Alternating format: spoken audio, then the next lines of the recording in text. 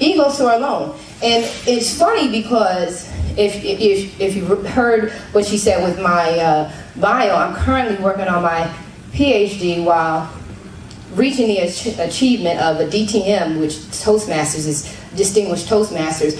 I've only been a Toastmaster for 2 years. I have done facilitating and training where I've heard other Toastmasters take 2 and 3, 4, 5, 6 years just to do the first level of achievement. Because I'm not wrong. I am something. I'm something right now, and I knew it when I was small. I just didn't have the parents who knew how to guide me. And so that's where some of us get off. We don't have the parents, or we don't have the mentoring or the support system that's required for you to reach your greatness or maximize your potential. See, I took IO psychology for a reason. I am an entrepreneur, but I love human behavior because I love you, Carmen. I mean, I really can say that to you. I just met you. But I tell you what, if you called me, and Leslie will attest to this, I will give you the shirt off my back. Because I'm strong enough to handle mine, plus be your backboard.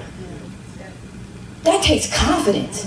And it takes someone who's able to make their own decision. How are you making good decisions? You know, we talk about 2017 and we talk about the greatness that we want to have, but where's our strengths? Where's our weaknesses? Where's our opportunities? And where are our threats? We need to do a personal analysis. Even myself, I have to be honest with myself and where my weaknesses are. That's real talk, and sometimes we don't want to do that. I know that when people get my book, Take Center Stage, they get real quiet afterwards. Because I have you take 3 assessments, personality assessment, to kind of give you some clarity. Are you on the right path, or where should you be going? The women get real quiet, but you know what I do notice? They start getting busy. They start getting busy. They start doing things. You know why? Because it's I give you 3 pathways to your purpose and your destiny. Either through volunteering, the woman that came up and talked about she doesn't like money in exchange for her services. So some people do have a problem when they're walking in their calling as to whether or not they should get paid for it. So let's alleviate that, because we don't want obstacles.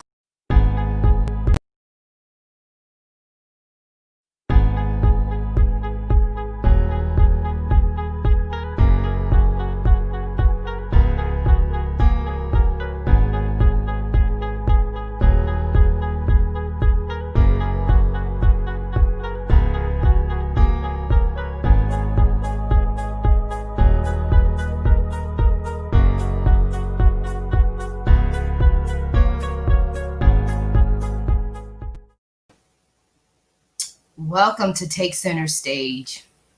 Wow. My name is Marisa Bludorn, and I am your host. I am the CEO of TCS Consulting. We work with individuals on aligning themselves with their purpose and their passion, and we work with professionals on career planning and career strategy plans. We work with entrepreneurs on business strategies and business expansion opportunities, and I am super excited to have you here today. With my team, Elaine Scales from Kibu Consulting, Robin Hughes from Hughes and Associates, and Rosemary Provlon who's going to talk to you today in depth about your finances. This platform offers a full spectrum of training and development on what you need to succeed. And so this year's conference is focused on what's new, what's next, and what needs to be revisited. What have we given up? And what do we need to focus on this year? And in this conference, this time, today, I want you to get what you came for. I want to bring to stage with me my panel. Each one is going to talk to you about what they specialize in. And so, Ashley, if you would bring on the speakers, that would be great. So taking center stage with me is Robin Hughes, and we have Dee Sands on the line. Thank you so much, Dee Sands. She is one of our participants. We have Elaine Scales from Kibu Consulting, and do we have Rosemary up? Are we getting her? So anyway, without further ado, I want to keep us moving because we do not have a time, because, you know, each one of us has a slot, and I want to make sure that we maximize this time because it's going to go by extremely fast. So ladies, as Ashley is working on getting Rosemary up to take center stage with us and own it, I want to talk about why it's important for all of us, what we come together as a synergy in providing the audience today. You know, one of the biggest things about going and pursuing whatever it is, what's new, what's next, what needs to be revisited, is about a balanced approach. You know, because once we set goals, there's always life that comes in and challenges us on every area, whether it's being a mental challenge. What are we saying to ourselves? And that's where Elaine Scales comes in, and she helps you with identifying and becoming more mindful and more self-aware. We have Robin Hughes, Women in Business, how it's important that when you go out to start business, or even with you advancing in your career, how important it is to invest in yourself and get credentialed, whether it's as a professional in your field or industry, or if it's as a business owner. And so we have Robin Hughes with us from Hughes and Associates, who's really going to talk to us about that. So ladies, and then Rosemary, who's going to come on eventually, and talk to us about finance and see how the wellness of all of this fits together, what's going on in our minds, how we balance stress, what we need to do to make sure that when we take center stage and own it in our business or careers, that we are well positioned credentially. And again, with finances, when we get this wealth, how do we manage it? And then me, how do we have the confidence and boldness and strategy to make this all happen? So ladies, I want to thank you for taking center stage and owning it with me today. Challenges are in the virtual environment. You know, we love to be in person, but sometimes that can't happen, but we know how to own it, right? We know how to work within the environments in which we have been now pushed into place. So Robin, talk to us. Elaine, talk to us about, you know, these challenges that we face. We got a couple of minutes, and then we're going to go right into Elaine's presentation. Okay, we're going to run in, you know, there's a challenge every day, even especially think about the pandemic going on right now. So many people think that I can't do they see you and they say, I can't do that. Mm-hmm. All of us have the potential to do it. Be surprised that, you know, you come from humble beginnings and you can do anything that you set your mind to do. You really can professionally. You can do it personally. And I've seen it done. I used to tell people all the time, I was a single parent for 14 years. And went through a near-death situation. And it was interesting that you would have thought being at that point, you would never make it anywhere. Mm-hmm, mm-hmm. I'm very proud of what I've accomplished. And you've accomplished a great deal. I can't wait to read into your resume. And as you know, Robin has been on Take Center Stage with me a few times and has shared her vision and her skills and expertise in becoming credentialed. She has managed multi-million-dollar projects and so much more. But I want to transition us over. So Ashley, in about 2 seconds, we're going to really transition over to Elaine, who is really from Kibu Consulting and who's really going to lead us in some meditation, which I'm really excited about that because it brings us center. Sometimes we go, and I know for me, my high energy self, we go in. And one thing that we neglect is finding that center and coming in and having that stillness and that quietness enough to realign. And so I want to read to you guys. I want to give you guys a little background on Elaine Scales and what she does and how she's going to take center stage with us today and own it for us and help us define our center. So Elaine Scales has been touching lives with a compassionate and non-judgmental approach for over a decade. proud mother of two amazing daughters, a servant leader, a certified professional coach, a certified human behavioral consultant, and certified mindfulness teacher, an author, a best-selling author, and a transformational speaker and trainer. Elaine began coaching in 2005 to address the concerns of those who were experiencing roadblocks that kept them on hold. Her practice works with irrigated whatever is stunting her clients' growth and preventing them from using their gifts to make a significant difference and reshape their life as well as lives of those around them. Elaine is committed to helping clients experience transformative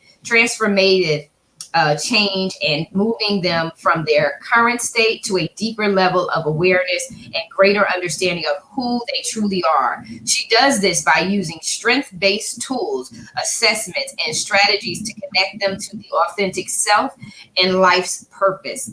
Elaine is a firm believer that powerful, positive, and lasting transformation is a right, not a privilege, for all who are willing to do the work. Now, I read her background so you know who's coming before you and taking center stage. And what I really love about Elaine is she really helps us, and she takes her time in helping us to realign and get ourselves centered. And so welcome to Take Center Stage Conference 2020.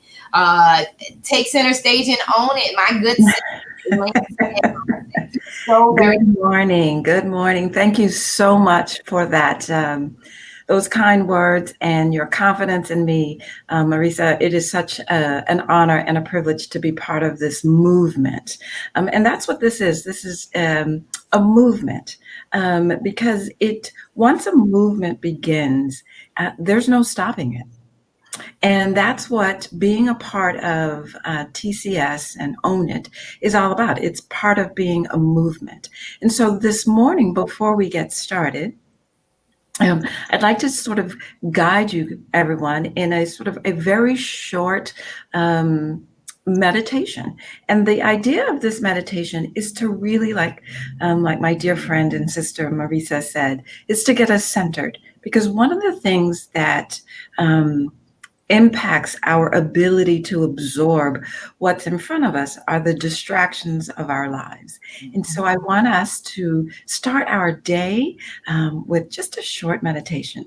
So what I'd like for everyone to do, because I can't see you, so I'm going to trust the process. I would like everyone to get comfortable in their seat, with their feet planted firmly on the floor or ground, and we're going to begin. I'm going to try to play a little bit of music behind me that will help us get started. But if you can't hear it, that's quite all right. Okay, so as we begin to start our brief meditation, I'd like everyone to take a deep, deep breath. Inhale. Make a very deep down to the pit of our stomachs. And slowly exhale. We'll take another deep inhale. And slow exhale. And at this point, if you'd like to gently close your eyes or soften your gaze, please do so at this time. We're going to take another deep breath and slowly release. We're going to do this one more time. Deep inhale, slow exhale. And now let your breathing return to normal. And as you're breathing normally, focus on the breath, the sensation, the chest lifting up and down as you breathe, the coolness of the air as you inhale. What do you notice? Don't take too long or worry about whether you notice anything or not. It's okay. Just focus on the breath. Now release any tension in your forehead. Just soften your forehead. Relax the muscles. Now move down to your jawline. Release any tensions that you may feel in your jaws. Move down to your neck. Notice any tensions in your neck and just soften those muscles. And move down to your shoulders. Most of us carry our stress in our shoulders. So let's just soften our shoulders and relax them. Continue to breathe in and exhale. Now focus your attention on your hands. Are there any tingling in your fingers? Relax your hands. And if your mind wanders, that's okay. Just bring it back to the breath. Notice any tension in your upper body and just relax. Now give yourself permission to be present to this amazing conference today. And at any time during the conference, if your mind starts to wander, that's okay. Just bring your attention back to the voice of the presenter. Give yourself permission to let go of any concerns or stress, any anxiety. Because for the next few hours, you will be absorbing a lot of information. Give yourself permission and extend yourself grace. If there's something that you don't understand, because it will all unfold at the right time, the right place. Now focus again on your breath. Take a deep inhale and slowly exhale. We'll do this 2 more times. Deep inhale and a slow exhale. And the last time, deep inhale, slowly exhale.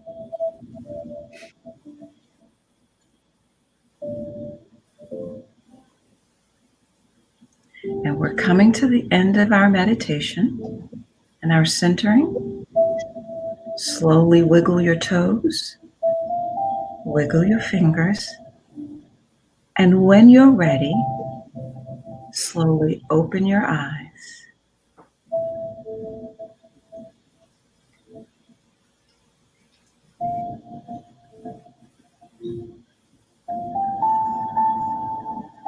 Okay. Well, I hope that you were able to relax and get present for our presentation today. And so I have the distinct pleasure of talking to you about the 4 S's for transformation. And when, let's see, give me one moment. I'm going to bring up my presentation in just a second. But in the meantime, while we're waiting for my presentation to show up, let's talk about transformation. What is it, and why is it that you're hearing about it so much? Well, because in 2020, when the new year rolled in, no one expected us to experience the life-changing pandemic that we have been experiencing for the past 6 months or so. And It has been life-changing. It has thrown some of us off of the path. It has paralyzed some of us. And then for others, it has just sent us in a spiraling whirlwind of what's next, what needs to be revisited, and then what's new. What's new? How do we move forward from here? And so today I'm going to talk about the 4 stages that we are entering, thank you, entering into. If we could just put this on full screen, thank you. And so today we are going to spend some time talking about these 4 S's. Next, please.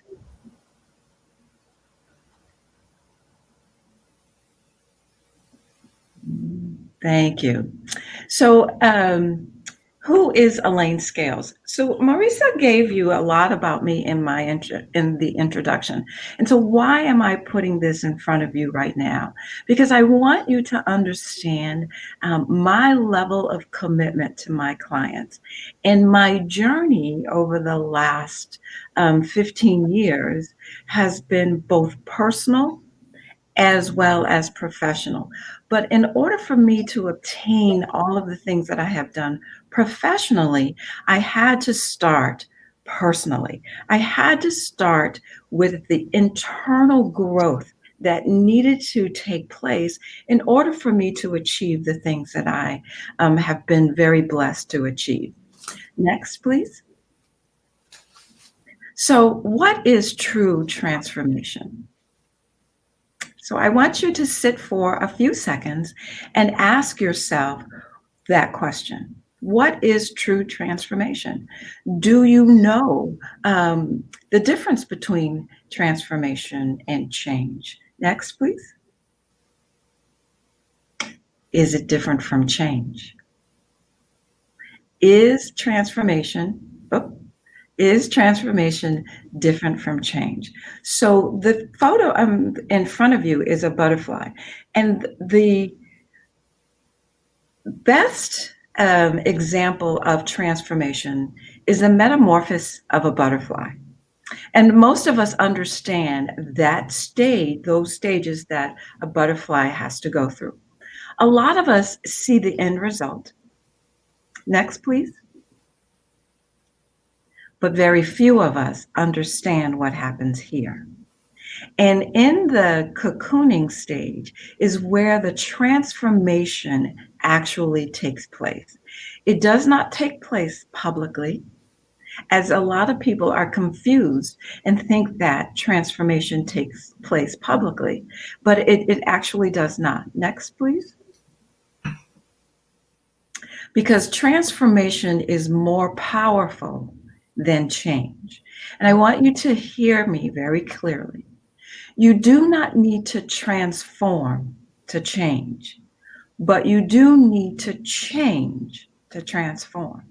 And there is a very significant difference in change and transformation. So I want to repeat this once again, because I think this is very, very important for us all to understand. You do not need to change to transform, but you do need to change. You do not need to transform to change, but you do need to change to transform. I'm so sorry. It's very early where I am, so you have to forgive me. And next, please. Transformation is a philosophical and fundamental change. And what does that mean? It means that we change at our very core. Our foundation has to change in order for us to transform. Now, here's the thing I really want to emphasize. Transformation is a commitment. Yes. So you have to make a commitment to yourself and understand what is required of transformation, because it is more powerful than change, and it is a philosophical and fundamental change. And that's where a lot of times we get hung up, because we don't understand from a philosophical standpoint who we are. And we have to understand who we are in order to make this transformation. It is intense and it is dramatic. And that's why in the cocooning stage, if you really understand what goes on in there, it is intense, it's dramatic, it's bloody, it's hard, but it is essential if in fact you want to change, You better if tell you want to transform. You better Because in order for us to become our full person, to become that beautiful butterfly with all of the intricacies of our humanness, right? We absolutely have to transform. Next, please. It is extreme. Transformation is extreme, and it is able to withstand the test of time. And that is why transformation is permanent. Next, please. It is a transition from one way of being and doing and thinking to another way of being, doing, and thinking. See, when we change, we can always we leave the door open to return back to our old behaviors, our old ways of thinking, our old ways of doing. And so when we transform, we lock that door. There is no going back. And that is challenging for some of us, because that reality creates fear. It creates fear because we always want to have the ability, and we think the right, to return. So if that's the case, then you're only changing, you're not transforming. Because a butterfly can never go back to being a caterpillar. It can never go back. And so it is in that stage, it is in that cocooning stage where we actually do the work. And this is a bit extreme, but I'm going to say this. During the cocooning stage, the transformation isn't complete, it dies. Whoa. It dies because there is no going back. There is no, once we are wrapped in that cocoon, once we start to shed our old skin, once we start to shed all of those things, we make the mistake of stopping at that point because we want to go back.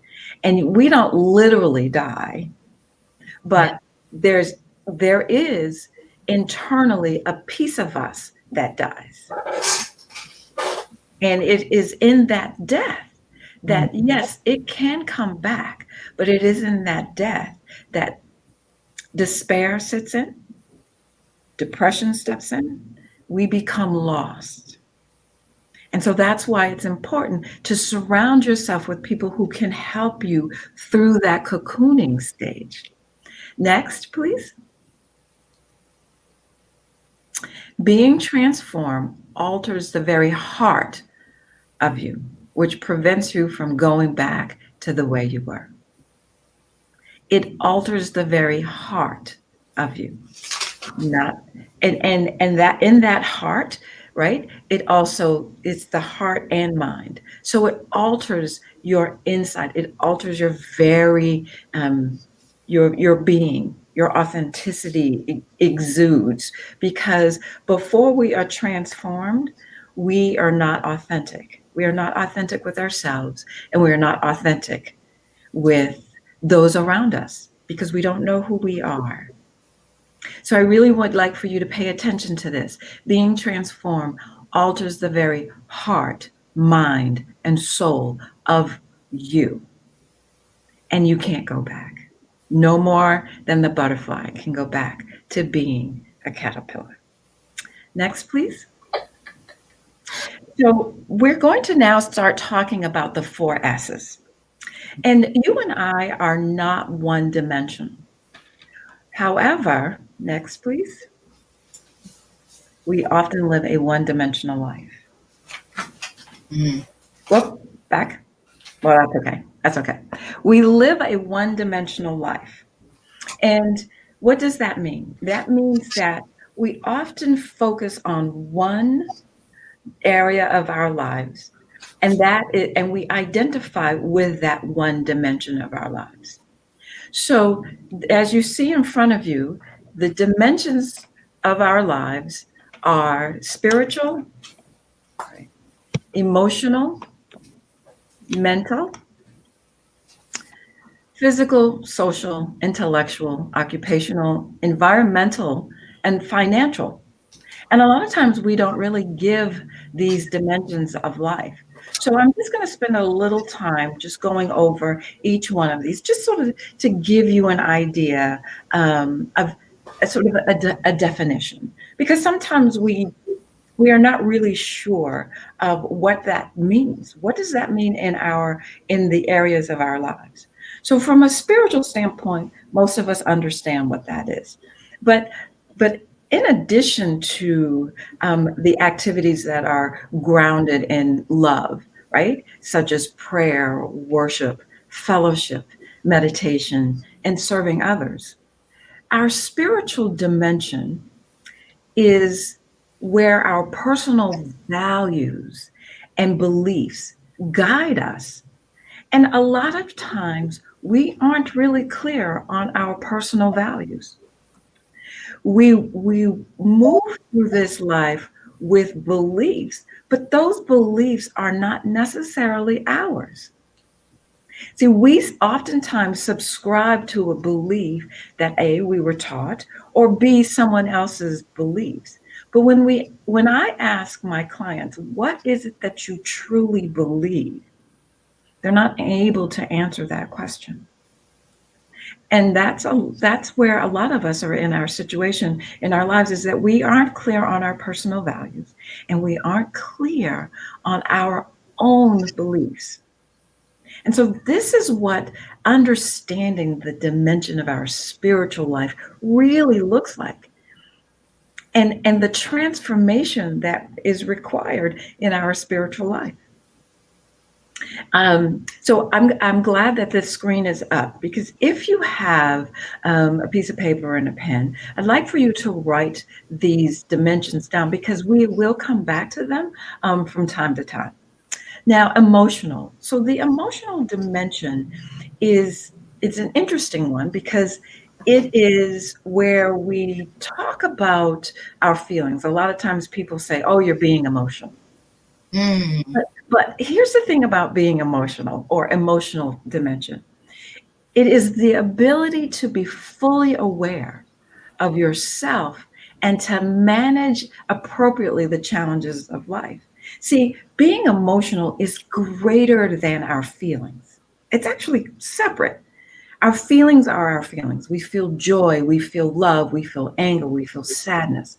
But our emotional dimension is really where we become fully aware of who we are, and that we are able, we become resilient. This is where our resilience lies, in our emotional dimension, right? And so when we have the capacity to acknowledge and share different types of feeling in a positive and an effective manner, this is when we know we have transformed in our emotional dimension.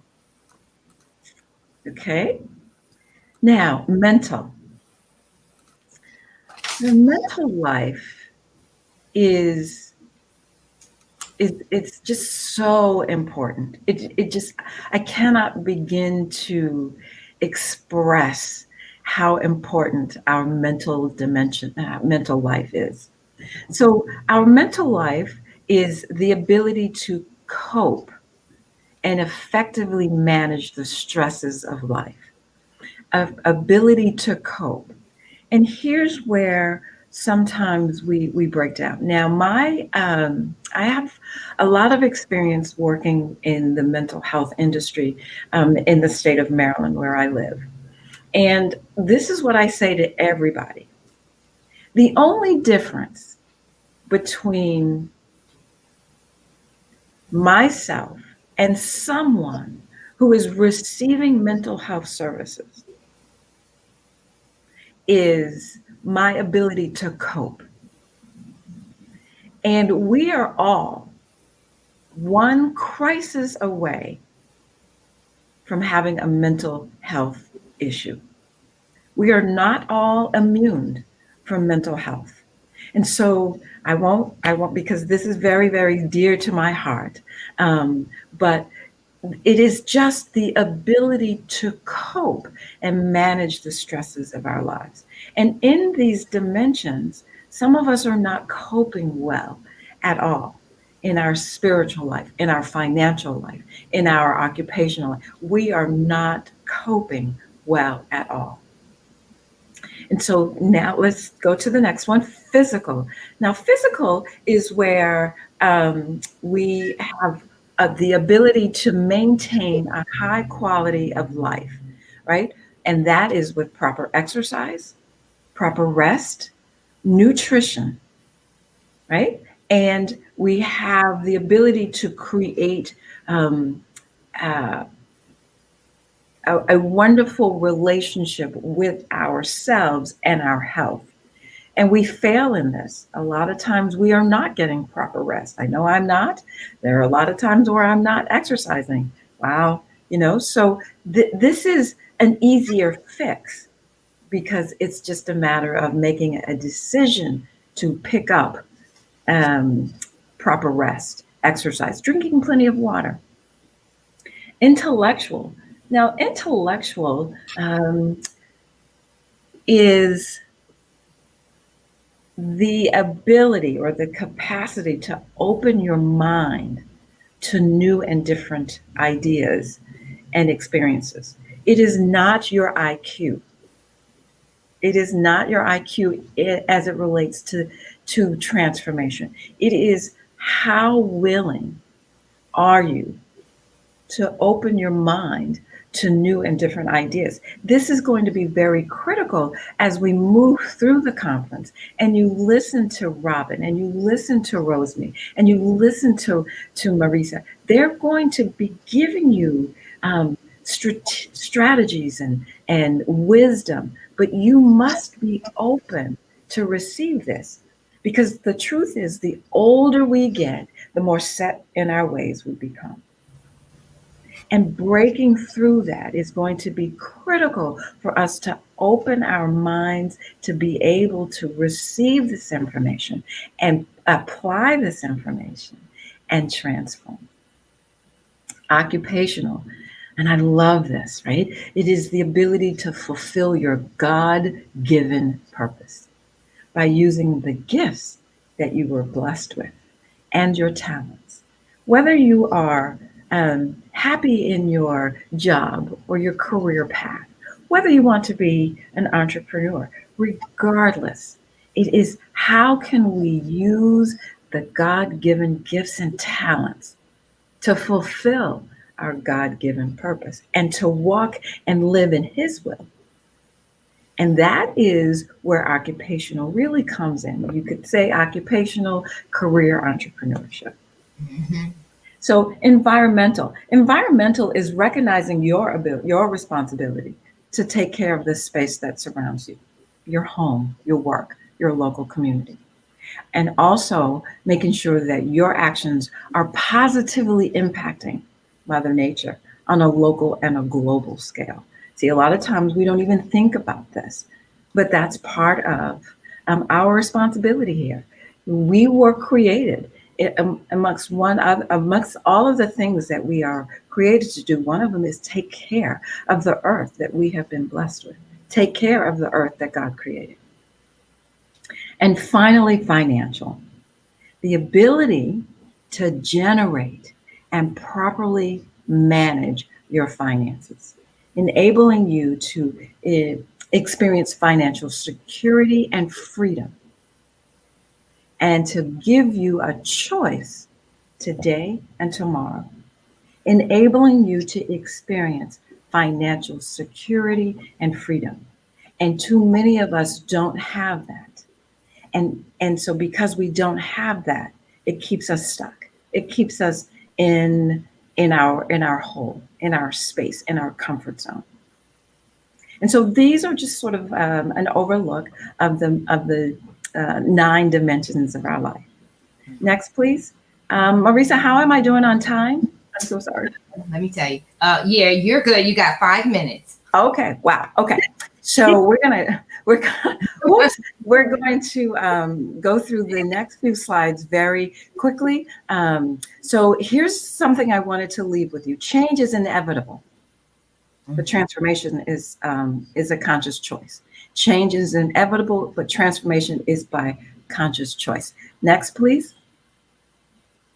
Okay, so we're going to dive right into the 4 S's of transformation. The first S is survival. And so survival by definition is the continuation of merely existing. But this is how it shows up. Survival shows up in we are bankrupt in several of the domains. Bankrupt. We have accepted this life of bankruptcy. And now every day we're just surviving. Bankrupt. The second S is stability. So stability is a continuation without change. So we're not necessarily surviving, but we're stable. And this shows up with comfort within mediocrity. Comfort within mediocrity. Next, please. So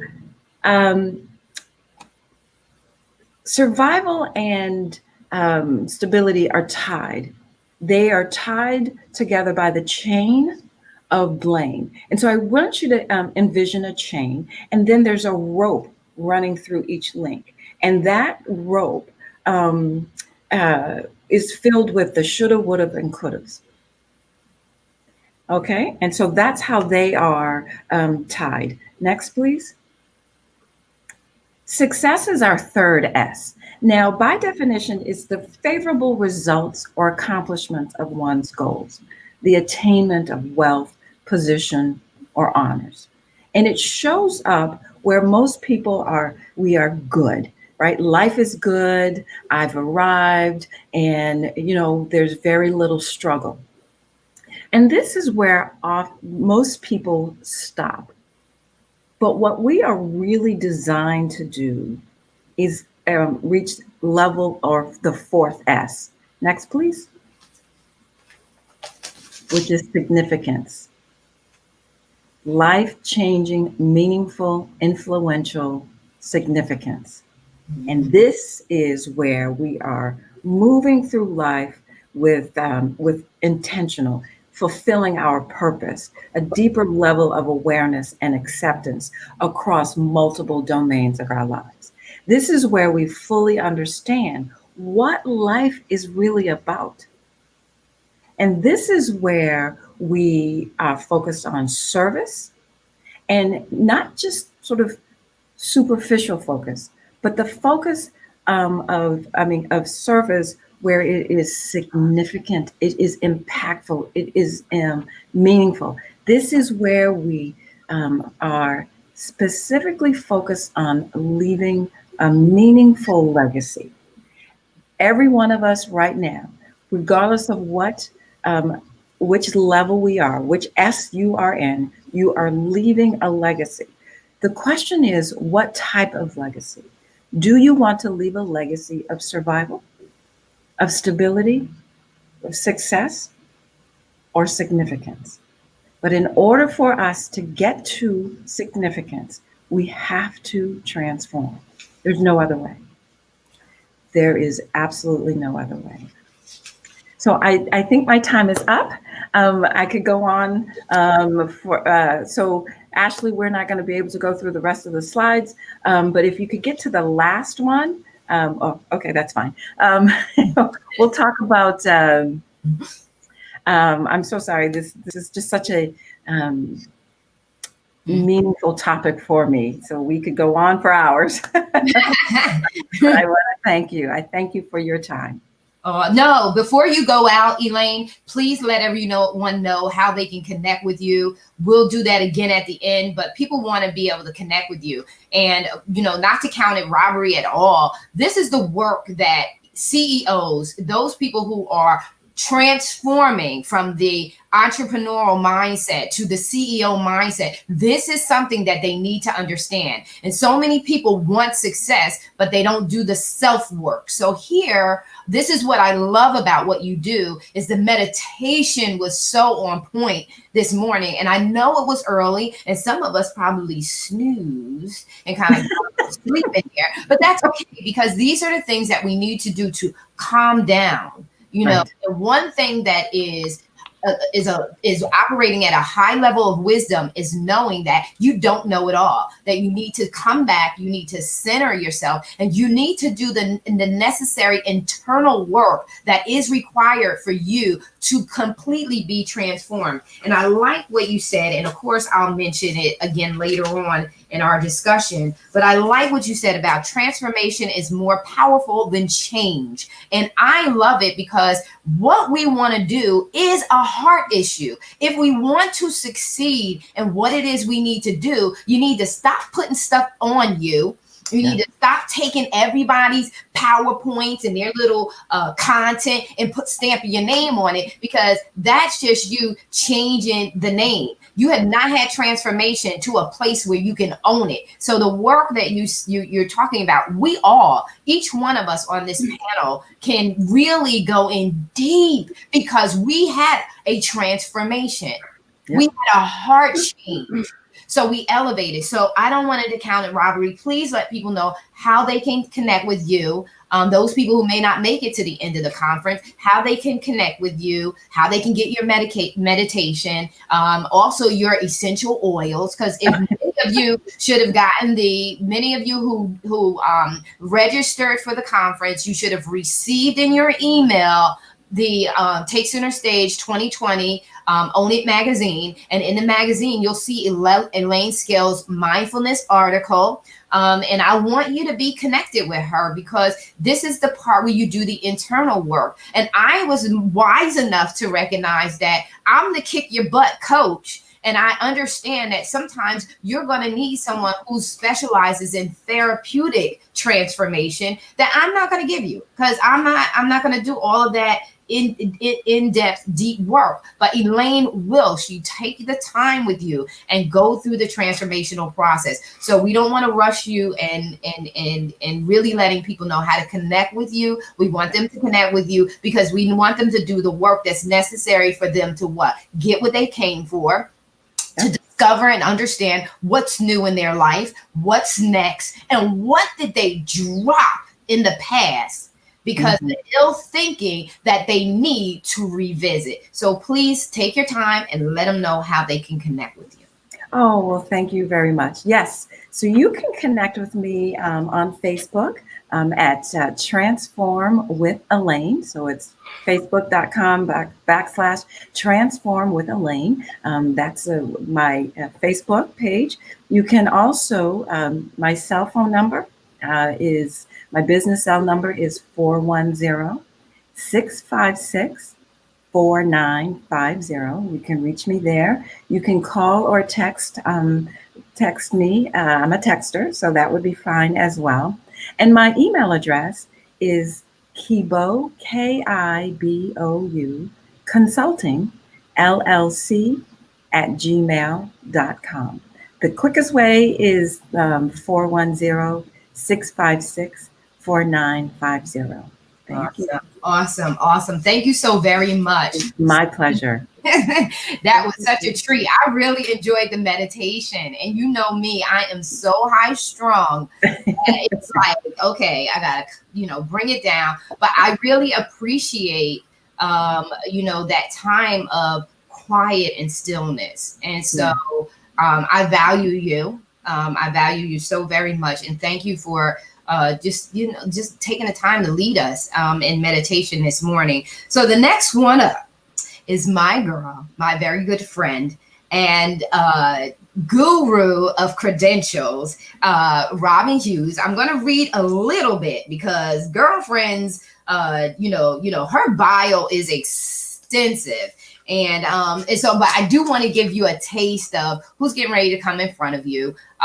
For those women who are in business, any of you who I am coaching directly, you've already heard her name before. And I've shared with you the importance about credentialing. You have to invest in yourself if you want to go to the next level. And this is for our novice entrepreneurs who are just starting out. You want to get yourself credentialed. You want to connect with Robin because she's going to be able to assess where you are in your business and help you to identify what organizations you need to be connected with. So let me, without further ado, and without taking into her time for presenting, Robin Hughes, managing consulting of career professionals, has over 20 plus years of experience. She successfully manages services for major corporations, law firms, small businesses, nonprofits, casinos, all call centers, construction companies, and financial institutions. She serves as a certified arbitrator in alternative dispute resolutions for the National Council of Better Business Bureaus and assisted MWBEs in business development, identifying contracting opportunities in the public and private sectors while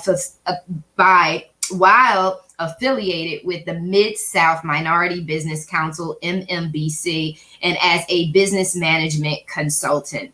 She holds her MS, HRM, BBA, Management, and AAS paralegal studies. She is currently pursuing her doctorate in industrial organizational psychology, right along with me, my sister. She was an advocate in the Memphis community. She served as president of the National Association of Women in Construction, NAWIC, and chaired the Publicity and Advertising Committee. She served on other boards and committees as volunteers, her assistants in many areas of numerous agencies. I'm going to leave it at there. And Robin, when you're presenting, please talk about that part about volunteering. So when you get to an executive level, it's critical for you to do some volunteering work to give back to the community. So without further ado, this is Robin Hughes from Hughes and Associates. Take center stage and own it. Good morning. Thank you for having me, Marissa. I really appreciate it and love you dearly. We're going through a lot of things together, and definitely when we talk about passion, purpose, the presence, and what we should be doing, it's going to take all of us on this panel to help everyone get to where they're trying to get to, which is very, very important. I tell everybody that when you're talking about, you're looking for your return on investment, both professionally and personally. If you leave either of those by the wayside, you're doing yourself a disservice. So don't just focus on professional. Don't just focus on personal. Focus on both. Make sure you're building your legacy. How many times have all of us said, okay, I'm waiting for the right time to get started? I know I can definitely raise my hand to that. I'm waiting on the right time to get started. I talk to a lot of people and I've heard the comment that I don't have the money to do it. I'm waiting for my children to get out of school. I'm waiting for my children to get older. I don't have that stability because I don't have that other income. I'm not married or don't have a significant other in the home with me to have that other income to fall back on. And we have to stop thinking about that, because guess what? It's no better time than the present. It really isn't. You got to start building your financial freedom, and you have to invest in yourself and in your business. One of the things I'm going to talk about today is the different types of certification and the process of certification. There is a plethora of certifications out there, and there's what we call MBE, which a lot of people know about that as the Minority Business Enterprise. We have DBE, which is the Disadvantaged Business Enterprise, which gives you the opportunity to bid on federally funded projects. There's WBE, women business enterprise. There is the SB through SBA, which is the small business enterprise, and you have Hub Zone, and you have, of course, the disabled or the DV, the veteran owned business as well. So there are, and there's plenty other ones. You have WOBs and other things as well. It depends on the certifying body that you actually end up going to. So it's interesting. Oh, I left out the airport. So you have the ACDBE as well, which is the airport concessions. When you see that out there, when you go in the airport, they also have DBE certifications as well for airport concessions. So the thing you want to wonder, what is eligibility for MBE certification? Because that's where we're going to focus today, is going to be on the MBE certification. And the minority business enterprise, you have to be, or you must be that 51, the minority must be the 51% owner of the company. Now, they do have it now where if you're 25% Asian, Hispanic, and other ethnicities, you're able to be eligible for the minority designation as well. But it's very important if you're wanting to try to grow your revenues, this is definitely something you want to look at. The certification process to become MBE, it can be very, very intense. There's a lot of things that go along with it, but it is definitely a great investment in your business. The application process itself, it can take anywhere from 30 days up to 120 days. It depends on what you have going on. I always tell my clients, if you can, try to do it when you're a sole proprietorship. And I've heard other people tell their clients differently. The reason I say to try to do it when you're a sole proprietorship, everything costs less. And what we're trying to do is, you want to be business savvy. So you want to be able to save those monies on the front end if you can. And then once you become a partnership or an LLC or a corporation, you can go back and add that designation to your certification. But there's a major difference in the cost of certification when you're going through that process. Of course, when you're talking about the legal structures of your company, your sole proprietorship, of course, is you. If you get into your partnerships and LLC, you have other people involved. And anybody that you have involved in the business, all this information has to be gathered for those individuals as well when you're going through the certification process. It's interesting that with the certification, you have to know which certification is best for you.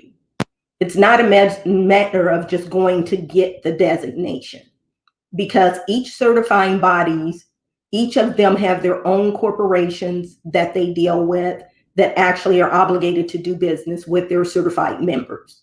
So you want to make sure that you're looking at the industry you're in, what can benefit your company. And this is the mindset that you have to actually have. You look at ways to give back to the community. You look at ways to grow your business. You look at the certifications, you look at all the different, and I'll talk a little bit more about the other organizations you should look at joining as well. But when you're thinking about these and when you're researching and looking at these, make sure you take what you're doing with your business into consideration. Don't just go and join an organization because you can join it. When you look at the board you want to get on, make sure that some kind of way it can be intertwined with your business, because that's how you get your name out there and the recognition that you need to be able to go further. My role as a certification consultant, I usually assess your business, see exactly what you're trying to do, where you're trying to go. Again, look at what I was just saying, look at the different industries that are involved with that, because you'll get, like I said, a lot of the corporate members are involved. I've had people before think, because I don't bid on construction projects, maybe I don't look at that. And that can't be further from the truth. When I was working on the FedEx forum, it was interesting because I had supplier companies just come in, and it was kind of like, what can I do to make money on this project? And he was able to end up getting over $1 million contract.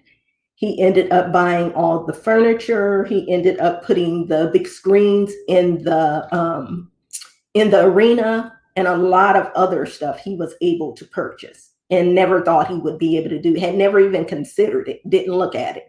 I'm that type of person. I always think outside of the box. What can we do here? Or where can we give someone else a real opportunity to earn some money and be able to put their signature or their fingerprint on this new construction project? And you'd be surprised how many people were able to come in. I had a staffing company actually came in and was able to install all of the seats in the arena. I had a WBE that came in. She did all my drug testing at the job site. I've had other projects where I was able to get an author into one of a facility where they're actually using that individual's book in their teachings. So there's a lot of different ways to look at things. So don't automatically rule it out, because there's all kind of ways. To me, I always say you're leaving money on the table. I'm a firm believer you don't leave money on the table. And when you don't look at all of your options and sources and the different organizations, you are actually leaving money on the table. Talk a little bit about benefits of certification. The MBE certification, of course, it gets you in front of people you otherwise would not have an audience with. You have, I know, Coke, Pepsi, different contractors, a lot of organizations are certain or will use minority business enterprises. That is why they join the different certifying bodies, because they have basically said, I am committed to doing business with minority and women-owned businesses. So that's usually what that is stating. You have some certifying bodies that may only have, say, 50, 100 corporate members. You have national certifications that might have thousands of different organizations or companies that you can actually get in front of to sell your goods and services. When I was actually doing certification, and I used to do the certification as interim director under Uniform Certification Agency, it was interesting. One of the things the members always told me was I always assessed their business, even though that wasn't even really part of my role. But I was the only one that went in and assessed the business and actually got them in front of people that they could really do business with, because I understood that that's what you needed to do. For example, there's no need of you getting me in front of someone that purchases supplies if in fact I'm selling IT services. What good does that really do me? Because you won't even understand what I'm talking about. So you have to get me in front of your IT group, not in front of the person that sells or wants to purchase your supplies. And so I've always looked at that. In addition to being able to get in front of those corporate members, you also have some universities and hospitals and other entities that you're able to get in front of as well. I was able to get a staffing company into a hospital, into a major hospital. And matter of fact, that was been over 10 years ago, and that minority business enterprise is still doing business with the hospital today. So it's well worth, like I said, it's well worth looking at. Don't leave money on the table. A lot of the certifying agencies now have added some training sometimes that you can actually end up expanding your skill set. You can end up, if you get the national certification, you can be nationally recognized as an MBE, which is a great thing as well. It gets you even more exposure. There is a database that they put you in when you become certified, and a directory. That's free advertisement. Free advertisement that gets you out there in front of a lot of other people that you can sell your products and services to without you having to even it be an additional cost. The only cost to you is whatever it costs you for your certification to get certified. So when when any kind of project comes up, anything that the corporate members are doing, what ends up happening is they go to this database or this directory. They search for people to be able to do business with that are certified. And that's how you'll get people contacting you that you hadn't even heard of. And it's interesting how those kind of contracts come up. And at that point in time, you'll have some that want an RFP, your request for proposal. You'll have others that will work with you. I even worked on that side doing that and assisted the minority business enterprises in being able to put their proposals together to be able to bid on the projects. Another thing that you can look for is they have local, regional, and then national supplier excellence awards. You want to be looking at that kind of stuff as well, because once you're recognized, other people also, they seek you out as well. So give you an example of that. Even from my perspective, when I started consulting, I started out as kind of like doing the consulting from an MBE, WBE, DBE perspective. And I went in and did diversity and inclusion management. I did HR consulting because I'm also an HR professional. So I was able to go in and do this. And it was interesting because I became known, which was funny to me, as the fixer. I don't see myself as the fixer. I just try to do the best that I can and make sure that I help everyone I can along the way, because we're all, we're looking for ways to grow our revenue. And again, that certification, it's what can help us. It gives us a springboard, and we need to utilize that since it's available to us. And it got to the point where, because I had done well, I didn't even have to bid on projects. The contractors started reaching out to me and said, can I use you as my minority participation consultant? Will you be my diversity consultant? And of course, they write you into their request for proposal. And they already have part of their minority participation, because the goal is usually anywhere between 20 and 30% minority participation. So they're looking for that spend. And if they can get it and they know someone who has a good reputation, they're going to seek those companies out first. But that's the way you get in and be able to sell your goods and services as well.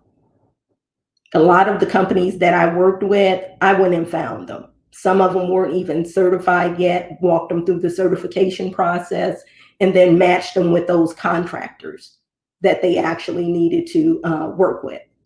And it was interesting because based on that minority participation program, I was able to get recognized. I got the general contractor I was working with, we were recognized for a Creative Visionary Award, where we had a minority participation program that is still being used as the model in the city of Memphis and Shelby County.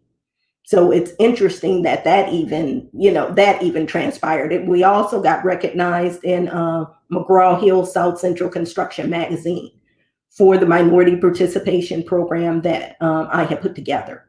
So very proud of that. Like I said, I'm still doing that today because I really feel that that is a source that we need to start utilizing if we're not. Because I know a lot of people tell me they hadn't heard of it, which was surprising to me. But again, you don't know what you don't know. And don't be afraid to ask questions. I tell people all the time, don't be afraid to ask questions, because believe me, there's a lot of people that don't know because they're not in that area. So it is not, it's not brought to their attention. So if you're not exposed to it, you don't know anybody that's doing it, how are you going to find out about it? You also, they have networking meetings on a monthly basis. This is where each one of the members will host a meeting somewhere. Sometimes it's at their facility, sometimes it's somewhere else. But they host a meeting and you're able to meet their suppliers and buyers. So you're able to get in front of people and then schedule those meetings for later on, where you're able, again, to sell your goods and services. So it's an excellent source. You also get a chance to meet your fellow MBEs, which is great because sometimes you can collaborate with them, like we do with TCS. And there's no telling where you can go. Sky's the limit. So if you don't take anything else away from this, always remember, how many of us are leaving money on the table if we're not looking at certification and being able to tap into those otherwise sources that we could possibly go to that could be potential clients to sell our goods and services to. Now, let's talk a little bit about some of the other organizations that you should look at. I tell everyone, when you're in business, join your Chamber of Commerce. Look and see what you can do there. They have, of course, your Chamber of Commerce. Then they have the Black Chamber, Hispanic. They have all types of Chamber of Commerce out there. Make sure you look at that and see which one is more beneficial for you to join. If you need to join several, join several. But do always, as a business owner, as an entrepreneur, join the Chamber of Commerce. Look at, once you're in business for a while, look at SCORE. You might be able to do some volunteer work there, and I'll talk a little bit more about volunteer. Look at the women organizations. Marissa mentioned earlier, I used to be the president over the National Association of Women in Construction. It's interesting, you end up getting in these organizations and people will seek you out. Now, I didn't end up taking advantage of this, but because I had done what I'd done with minorities and getting them in front of the general contractors to sell their goods and services, and then I became president of the National Association of Women in Construction, I actually had a TV show contact me about being on doing real TV. And I was just kind of like, no, that's not something I'm interested in. But that just shows you what kind of things can happen if, in fact, you're exposed in this type of arena and you don't, like I said, stuff will come at you from all different directions. At that point in time, I was doing so much, I didn't have the time to even look at a reality TV show at all. And then I don't watch TV most of the time. So it's just kind of like, no, I don't think I want people following me around. But it's just something I kind of laugh about and share because, again, like I said, sky's the limit. You'll be surprised what kind of doors will open for you when you do the certification and other things and be able to get in front of people you wouldn't have ever thought you could get in front of. Look at the boards. Become a board member. Again, look at it from the perspective of whatever you do with your business, that it could be a win-win situation. Everything you're looking at, when you're looking at stuff from a professional standpoint, make sure you're looking at something that's good for you. Even if you're talking about, a lot of us have to supplement our income while we're trying to grow our business. If you're going to be working with an employer, look at an employer that can help you grow your skills and also be able to get you in front of people, build those relationships. Everything is all about relationships. Everything is all about relationships. The impression you make on people, make a good impression. Make a good impression. You'd be surprised who you're talking to. Don't take it lightly. I am a certified leader advocating for diversity, and I went to a networking event. And I remember a gentleman walks up to me and he says, "What do you do at these networking events?" And I said, "I actually work the room." And he said, "Well, why do you work the room?" He said, "If you're not interested in that company, why would you go talk to them?" I said, "Because you never know who you will end up talking with that could help you in your journey." And he says, "Okay, tell me a little bit more about that." I shared some more information with him. We stood there talking, I know, about 20 or 30 minutes. He was super excited. He said, "Do you happen to have a resume with you?" And I said, "Yeah." So I hand him the resume, and come to find out, he was one of the buyers from the DFW Airport Authority. So I was able to get in and do some business with them based on just going to a networking event that I wouldn't have ever otherwise gotten an opportunity to get in front of him. And he actually recommended me to the team and brought me in. And I was able to do some consulting work for them. So it's like I said, don't ever take it lightly. I wouldn't have ever known that's who he was. Like I said, he just came up, started having a conversation. And that's where we ended up at. With volunteer work, let's talk a little bit about giving back. I'm very passionate about that. I do quite a bit of volunteer work from an HR perspective, even from diversity management. You want to be able to go in and volunteer with different agencies. And sometimes, like I said, a lot of people leave that off the resume. When you're selling your goods and services, your product, make sure all of this information is available, because you'd be surprised what kind of doors that opens as well. I always make sure that I do a lot of ADR, which is alternative dispute resolution. I've done a lot of that as a volunteer. I've gone in and helped companies put together best practices for grievances. So make sure you put your volunteer work on there as well. Volunteering gets you indoors. It allows you to give back to the community. You should always give back to the community. Like I said, it gives you exposure to other agencies. Again, you may not otherwise get an opportunity to end up getting your products and services in front of. I've done that on many occasions. So make sure that you're volunteering.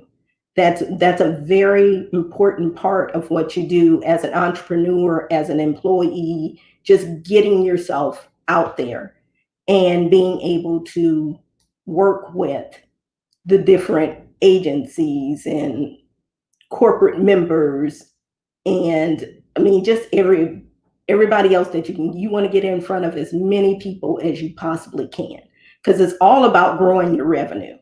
It's all about growing your revenue. And you'd be surprised how many people will recommend you just because of what you're doing. And sometimes you're recommended off of that volunteer work. A lot of people leave that information out. They don't even think about it. But it's something you should be touting as well. If you volunteer for the Boys and Girls Club and what you do for them. If you volunteer at church, what you do. You'd be surprised how many people you could possibly help at church, at school. So don't rule that out. Don't rule it out. It's very, very important. Marissa and I talk about giving back all the time, giving back. And a lot of times we even do that, of course, in the work that we do just about every day. Just about every day. It is all about making sure that you set yourself up for success, that you get that return on your investment. So you can make sure that you're in a position to where you can help other people. Once you get to your point where you're successful, and you're supposed to still be helping people along the way. I've done a lot of different things. Like I said, I know I do a lot of volunteer work, and I've had people ask me, what would you like for me to do in return? And I always say, pay it forward.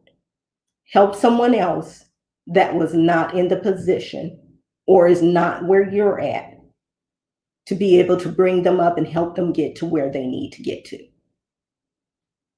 Paying it forward and volunteering are just, it goes hand in hand to me. It goes hand in hand to me.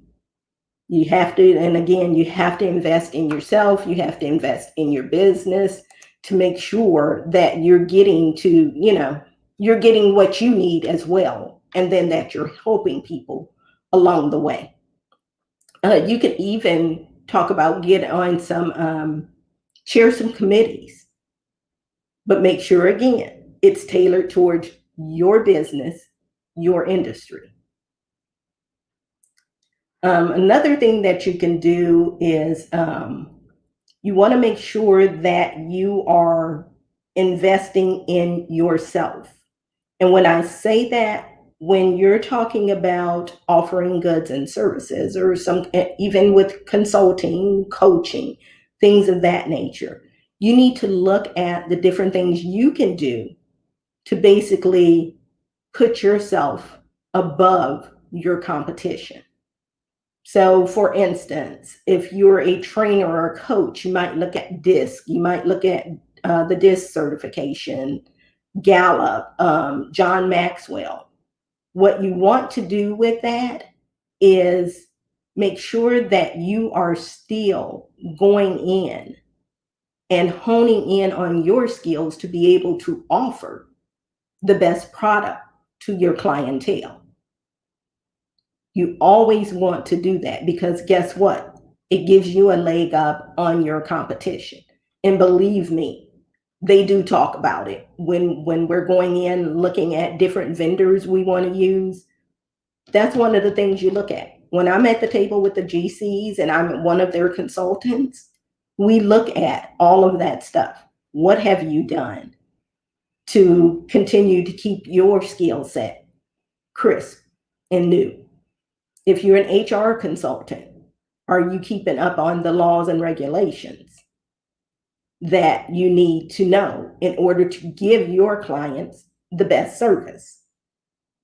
Now, from an HR perspective, when we're looking at, which kind of rolls into the certification piece, when you're looking at the very beginning, make sure that your practices are HR compliant. Doesn't matter how big or small your company is. You need to start looking at making sure that you have if you're going to bring anybody on board, start having your employee handbook ready. Look at your different processes you're going to have in place. Look at your recruiting and hiring practices.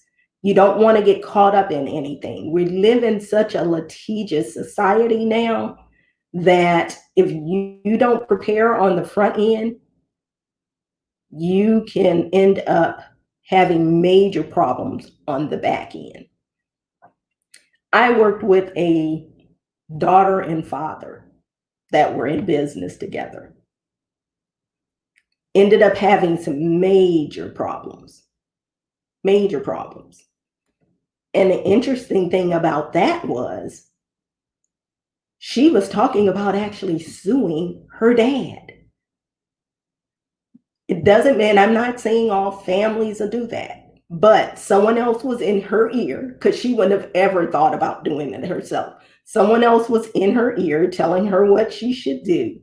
And she actually took that leap. And we were shocked that she did that. She didn't follow through, but it's just a thought. So I said, I wanted to make sure during this conference when we talk, I ended up bringing up HR consulting, because that's something I do as well in the assessment of your business. Make sure that you have your processes and practices in place, even though you may have one employee, and even though that may be a relative or a friend. Make sure you try to have all of your contracts in place, even if it's a simple contract, but have something in place so everyone has a real understanding of what should be done. And it's not that anyone's trying to be ugly, it's just business. And it's the best thing. I work with, like I said, a lot of companies, and the issues that have come up that ended up turning into paying someone just so you can just make it go away. You want to make sure that you have that stuff in place. And then that way there's no questions asked. I can't tell you how many calls I've gotten from people just on that piece where they were in business with someone and it ended up going south or sour. Your disciplinary practices, you need to have those outlined, because if not, what ends up happening is you'll end up with someone and they do not, both of you don't see eye to eye. But you can't, if you keep dragging it on, then you run into issues later on. You run into issues later on. So if you get to a point, say you have 5 employees on board now, and someone's not doing something, make sure that you have all of those practices in place. Make sure you're HR compliant, you're following laws and regulations. You can't just do what you want to do. You have to make sure that you are compliant. And I know a lot of people love to use that employee at will. Yes, we live in a lot of employee at will, at will states. At the end of the day, you still have laws and regulations you have to abide by. And you can go in and try to terminate somebody. But guess what? The majority of the time now, majority of companies are settling. Majority of companies are settling those disputes. So you end up with a lot of money that you shouldn't even have to be out of. But I'm going to circle back for a second and go back to the certification piece. If you are interested in becoming certified as a minority-owned business, a minority business enterprise, please reach out to me at Hughes and Associate, ASSOC is the email, HUGHESASSOC@gmail.com. And the phone number is 901-652-6456. Just reach out to me. We can do the assessment. We can figure out which one of the certifying agencies you need to get in front of to be able to get certified and sell your goods and services to their members. And like I said, the MBE, WBE, I actually end up I do all of these, but for today's conference, we're focusing on the MBE. And again, like I said, I do HR consulting on the side, the legal structure, and Elaine and Marissa and I, Rosemary, all of us work together as a team. So you can almost have a one-stop shop. That's what it's about. So we usually have someone within our group, within the TCS consulting group, that can help you get your company to the level that you're trying to achieve. Mm-hmm. That's awesome, Raman. That is so awesome. Again, I want you to just give your contact information to them one more time, because I think that's critical. So shoot out your email, your contact information just one more time. It's R Hughes, RHUGHES, and AND, ASSOC @gmail.com. And then the telephone number is 901-652-6456.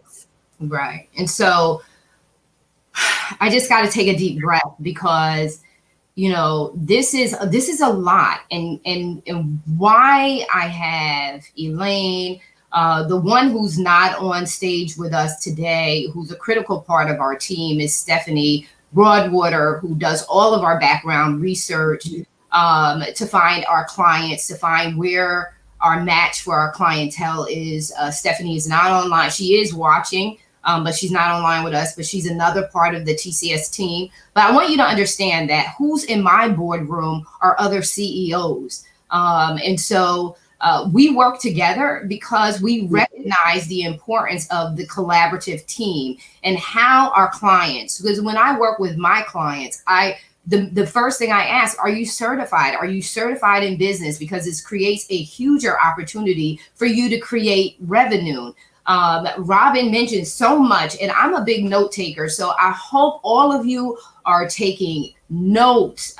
This is the groundwork that a lot of entrepreneurs fail to do. And the reason why they don't shift over into the CEO status and establish their business and create a foundation that's sustainable, manageable, and can see growth over time is because they stay in the entrepreneurial mindset, that mindset that limits you to all of these wonderful creative ideas, but you never get to establish and structure a real business. And so I didn't count it robbery to say to you, we got to get back to the practical approach, the basics of setting up a real bona fide business. Robin, Elaine, and I, we're all doing this work and we're doing it firsthand. That's why we can tell you exactly what it is you need to be doing. And no, this isn't a flamboyant, fancy, smancy, conference. It's not about that. At the end of the day, we've learned from this pandemic, you better be making some money, honey. You better be making some serious money. You better make some quality decisions. And you better recognize that you are the CEO of your life. This is your life, your career, your business. It's time to own it and make quality choices. And, Robin mentioned that, they call her the fixer, but she is the fixer. What she's offering you is to come in and assess your business and to let you know exactly what it is you need to do in order to position yourself for the big contracts, the big deals. She goes over a few things, and I just want to kind of reiterate, because these are the conversations that I have. Robin mentioned we don't watch TV. If anything, I'm binging one show, and if anybody's been talking to me, it's Blacklist because I just love that show. But many, one of my favorites. Yeah, I love it because he's a strategist. He is constantly he's connecting, and I just love it. I love Reddington. So anyway, my point is this. Is the television is really watching us. We don't have the time to really get into watching shows. When you're building a future, when you're being serious about creating a legacy that will not be erased or shaken. I love how Beyonce says this: I want you to know that I was here. And the way that you show people that you were here is your footprint, the legacy work that you leave behind. So, she talked about volunteering. I'm a SCORE volunteer, and I know SCORE is probably like, where is this chick? Because I'm so busy, giving back. Looking at people who are in need of help. And to build your business, it costs money. And that's what it dawned on me, that, I'm working, partnering with Elaine, doing some different events and doing some, sharing the stage with her, strategizing in the background about our own businesses, having conversations. Robin and I are classmates as well as business partners. We're having these conversations, and it hits me.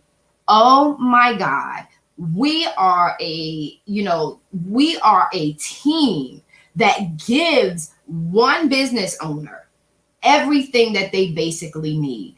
I'm strategist. Oh my God, I'm giving you strategy all day long. You better suck it up. You better write it down. You better be listening, because revelation starts coming, and I'm in that conversation with you, and I'm moving, and I'm telling you exactly what it is that you need to do in order for you to take your business to the next level. So I'm looking and I'm saying, here's Robin, and she's all the credentials that we need.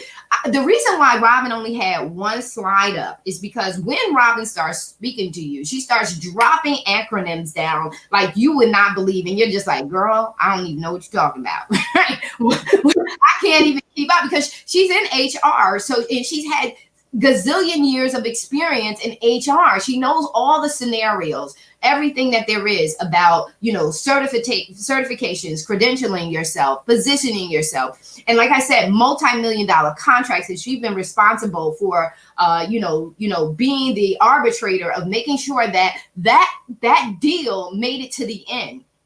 That not only the deal was sealed, but also the delivery of what was promised. And so she's been in the heart of all of that. So here she is to credential you. And one thing I understand too is about balancing yourself. I come in as a coach. I'm ready to kick your butt. I'm ready to, let's get it done. No excuses. With me, there's no excuses.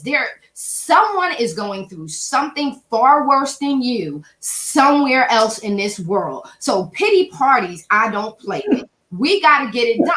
And so I know that even though I'm saying this to you, I know there's some internal work that must be done that I don't have it to give to you. So as a wise woman, I don't count it short to say, you need to go and you need to work with Elaine on any internal stuff that you have going on so that she can deal with you on mental health, to make sure that you're well balanced, that you know how to find that center. And I love her because I don't know about y'all, but when we did the meditation this morning, I felt that spa experience. I felt it. It felt good. It felt good to just let it out. And she does that. And I'm so appreciative because I don't have to worry about being Elaine. I don't have to worry about being Robin. I could just tell you, go to these women and they're going to give you exactly what you need. And the same thing goes with Stephanie, which you don't see. And Ashley, who's now a part of our team, who's working the background for us. This is the first time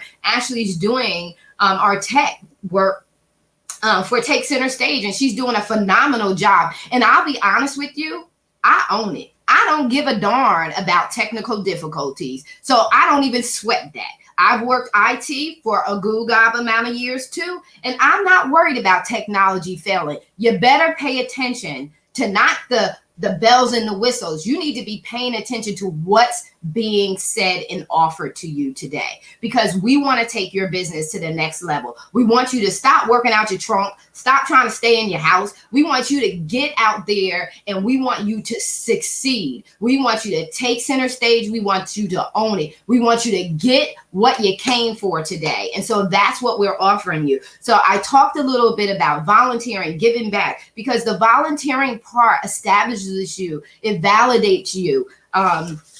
It gives you, so when you're volunteering, when you're working with the kids playing Little League, when you're working with the little girls and you're doing brownies, or you're doing Girl Scouts, or you're doing there's a Christian group, I always forget them, Pioneer Girls. When you're volunteering at your church, like Ashley does the technology in the background for her church, what would she realize? Oh my God, you have leadership skills that you don't even recognize that you have, that you're just being you and you're just giving. You have skills and competencies that are captured in your volunteering that you're not realizing that you could actually walk in them or be recognized in your business and your career with those. So don't count it robbery to volunteer, because it develops and cultivates, and it gives you the skills, competencies that you need in order for you to walk in your greatness. I have a couple of comments from Stephanie in the background that I really wanted to share, because they were really, really some good comments. So let me see if I can find her. But also, Robin tapped into, and I'm going back over this because I really want you to really pay attention to what she was saying. She said, when you get involved when you go on different boards, you get recognized. When you seek out for different awards for your company and your businesses, it makes you stand out, amongst your competition. It gets you highlighted, and your reputation takes you places. And so you want to, first of all, you want to connect with Robin, because you want to know what awards are out there for your company, that you can actually, go for and achieve, so that you validate yourself. So you validate yourself and you make yourself, just sign out as a star. And you're going to have people come along who are going to whisper in your ear little things like, are you really doing that? And especially those people who know you and they want to keep you at that. People who know me, they know me as Marty, right? So they want to keep me at Marty, but no, I'm not staying there. I'm going up. I'm rising myself above. So when people begin to come and whisper in your ear, I want you to take center stage and I want you to own it. And I want you to put them back in their place. When they think that you're talking about yourself in such greatness, when you feel like, you're shining like a superstar and you have those people who want to come and dull that shine, I want you to remember the reason why you need to be recognized, the reason why you need to toot your own horn is because you have to take center stage and own it. You have to stand out. And that's a part of going for and striving for greatness is you're just not going to be in the shadows anymore. You are going to be on the forefront and you just got to own that. So recognitions and rewards make you stand out and don't feel guilty about your success. Don't ever feel guilty about your success because it's a part of the journey. And then networking, you're going to have to do some things that you don't want to do and that a lot of people won't do. So you're going to have to do some things. And so get used to being uncomfortable. Like at the beginning of the conference, when it went from the music and it went from me speaking and went from me being direct, I was so excited that it caught me off guard. I was like, oh my God, this is so exciting. And then I'm looking up and I'm like, oh my God, I'm on the screen. I could have easily said, I'm not doing this. I don't want to be on the screen. I don't want to. No. When you first get on the screen and you first begin to start speaking and stuff, it's very uncomfortable. It's not a comfortable thing. When you start networking, when you start talking to people about your business and what it is that you do and what you're trying to accomplish, what you're setting out to accomplish, it's uncomfortable. It is. I'm going to tell you, it is. There was one time I was doing a presentation in the Toastmasters, and it was when I first started these conferences. And I can remember, because it was so close to home. What your dreams, your aspirations, they're very close to home. They're close to your heart. And they're dear. You want to make sure that you're representing them well. You want to. You just don't want to make any mistakes.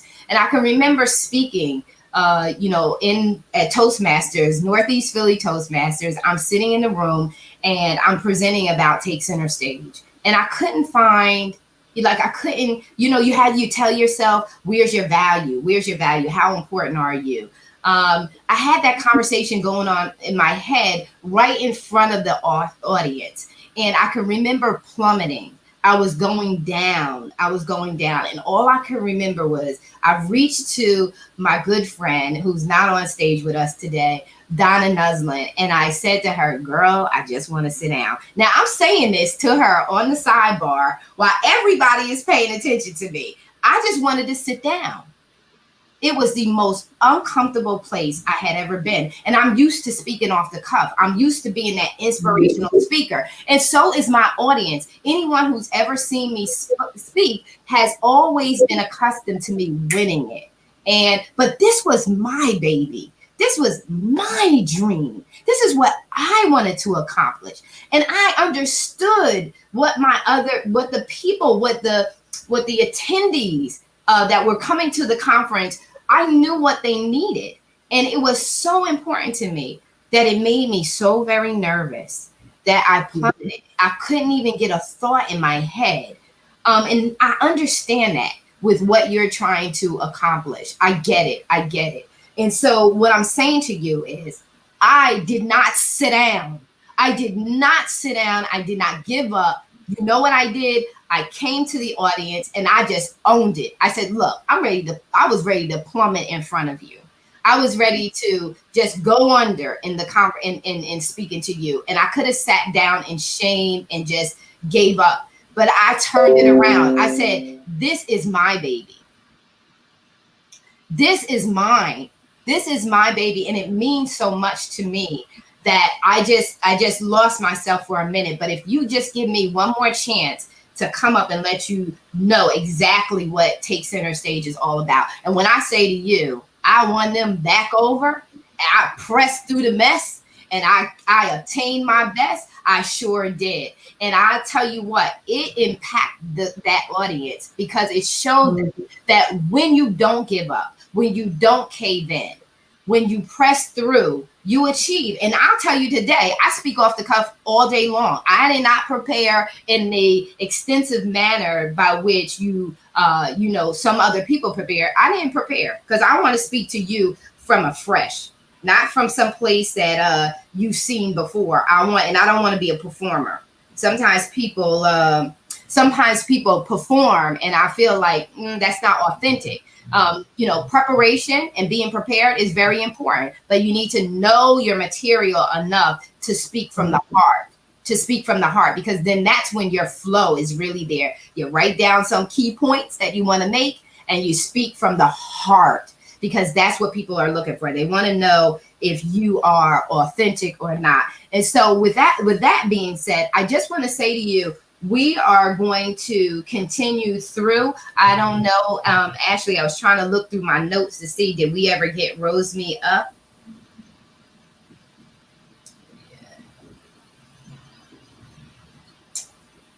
So I'm not sure if we got Rose Me Up, but we're going to keep pressing through because I feel like we're on such a great flow. So Ashley, okay, great, perfect. So Ashley, if we're going to transition over to my presentation, which means really we can, once I do my presentation, we're going to go into Q&A. We're going to have some questions. If you have any questions, we're going to go into some questions and answer session, and then we'll wrap it up. So we may end up ending up early, and I like that, because guess what?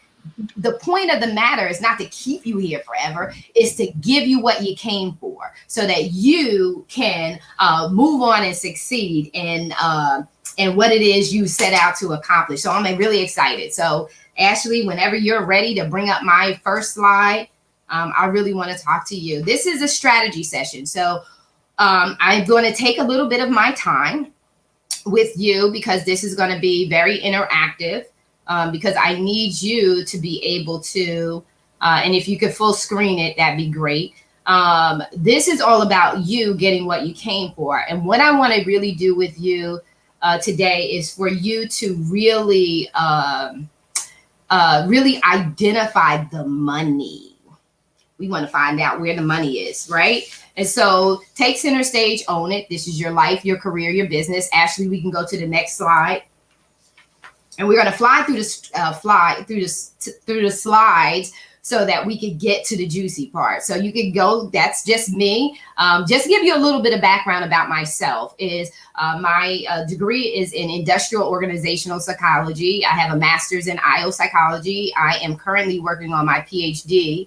I have published over 12 self-help books. You can see them in the conference magazine. For those of you who have received the conference magazine, you could see it. You can see a list of all of my my published work in the back. I believe it's towards the back of the magazine. And those of you who are interested, you can subscribe for the magazine. You can just message me either on Facebook. You can message me to subscribe to the magazine, or you can go to TCS Consulting LLC.com, and I think it's /events. You can go there to subscribe to the magazine, and we'll get you out a copy to you ASAP. The magazine is digital. It's fully digital. We have about 100 plus paid subscribers. The magazine is national and with an international reach.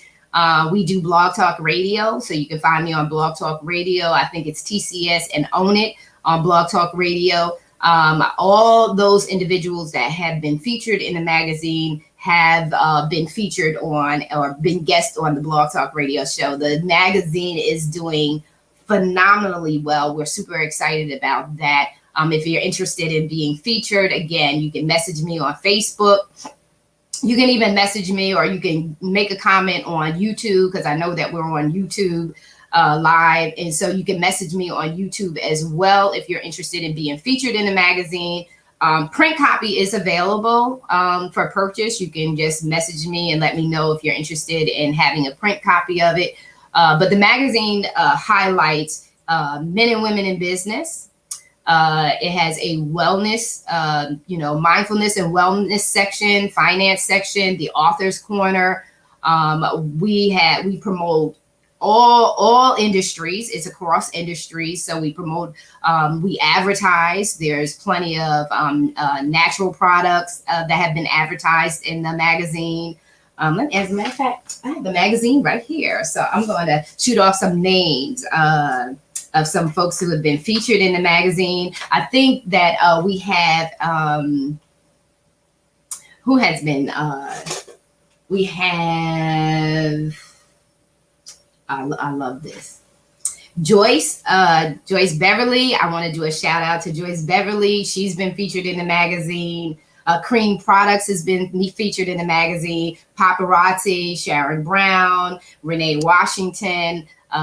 So there's so many different companies that have been listed in the magazine. So the magazine is doing phenomenally well. So just let me know if you're interested in that. So getting back to what it is I do. I work with professionals on career advancement opportunities, career transitioning opportunities. I work with entrepreneurs on business strategy and business expansion opportunities. And so that's what I do, coaching them and helping them to expand on what it is they set out to accomplish. So today, and back to the agenda for what I'm doing, today we're going to be focusing on belief systems, thinking outside of yourself, getting yourself out of the way so that we can move forward in what it is that you set out to accomplish. We're going to go over the SWOT analysis. We're going to do a SMART action plan. And so, Ashley, you could take us to the next slide. Okay, and so as this conference is, get what you came for. Now, if you don't walk away with knowing that you have come here to get what you came for, and what's new, what's next, and what needs to be revisited, I don't know what. I've said it over and over again. Ashley, next slide. Okay, identifying beliefs, stepping outside of yourself, self-awareness. As Elaine talked about when she was presenting, she talked about that you can change or you can be transformed.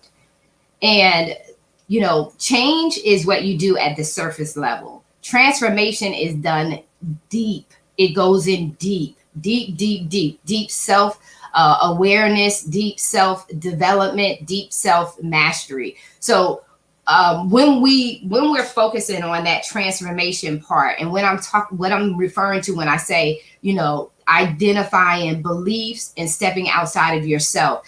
As I mentioned before, when Robin was saying that you got to do some things that we don't want to do. I can remember speaking to a client recently, and we're going over strategy, and this individual said, I don't want to do this, and then I don't want to do that.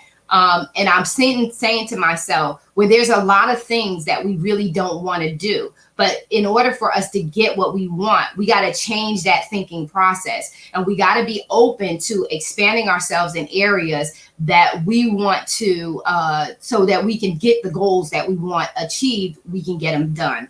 And so, Ashley, you could take us to the next. So we got to begin to identify what is stopping us from moving forward. A heightened level of self-awareness. Those who I've been working with and coaching with, I tell you all the time, the more that you are aware of who you are, the more that you know what ticks you off, what makes you tick, what triggers certain responses to certain scenarios, is the better off that you'll be able to move forward. And what do I really mean by that is what has stopped you thus far for achieving your goals. Do that self-reflection and that self-view. And so, Ashley, take us to the next slide, because we're going to now get into some activity. I want you to think and be honest with yourself. Next slide, Ashley. the SWOT analysis. So those of you who are inside the stream, that you received a workbook. Hopefully you checked your emails, you received the workbook, and in that workbook it said it has your SWOT analysis in it. And so what I want you to do at this time is, because I want to jump through, I want to do at this time is the SWOT analysis. What are your strengths? What are your weaknesses? And what are your opportunities? And I would love to see you comment, because I don't want this to be me just talking to you, especially those inside the stream. I want you to speak up about what it is your strengths are, what are your opportunities, and what are your threats? What has been stopping you? So part of what I'm getting ready to talk to you about when it comes to identifying where the money is, and you know what? That's so small. Can you bring it up a little bit? Are you able to bring it? Make me small, make the slide big. Can you do that, Ashley? Thank you. Because I want them to be able to see it as well, because it's so tiny. So in this, it's going to take, you have to, we get you certified, we get your mind right, we get all that stuff right? But one of the things that's really not discussed, people, I've seen coaches tell you about, how to make a sales call, right? How to do the sales call, how to close the deal. But the biggest thing that is really challenging for most people, business owners, is the selling part of what they offer. It's really getting to the place where they sell the actual product. And this is what's important. The SWOT analysis is very important for you. Is very important for you because it's going to tell you where is your weakness, where is the threat. And so the threat in sales is what? The threat in sales is that being told no, right? That is the biggest challenge all day long, is being told no. So what I want to do in the SWOT analysis is get you past that no, and to recognize that the no means that maybe they're just not ready for you right now. Maybe they're not ready for you at this time, but don't worry about that feeling of, because I know how it feels, when you're calling, you're making that cold call, you're selling, you're pitching your product, and you're wondering why they said no to you this time.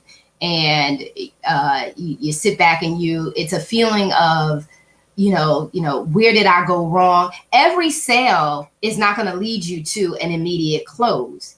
Sometimes your sales are going to take you a bit of time. You got to build the relationship. You got to build the trust. And people are going to watch you for a period of time to see, are you a person of your word? Is it, are you reliable? They're going to check you out. They're going to watch you from a distance.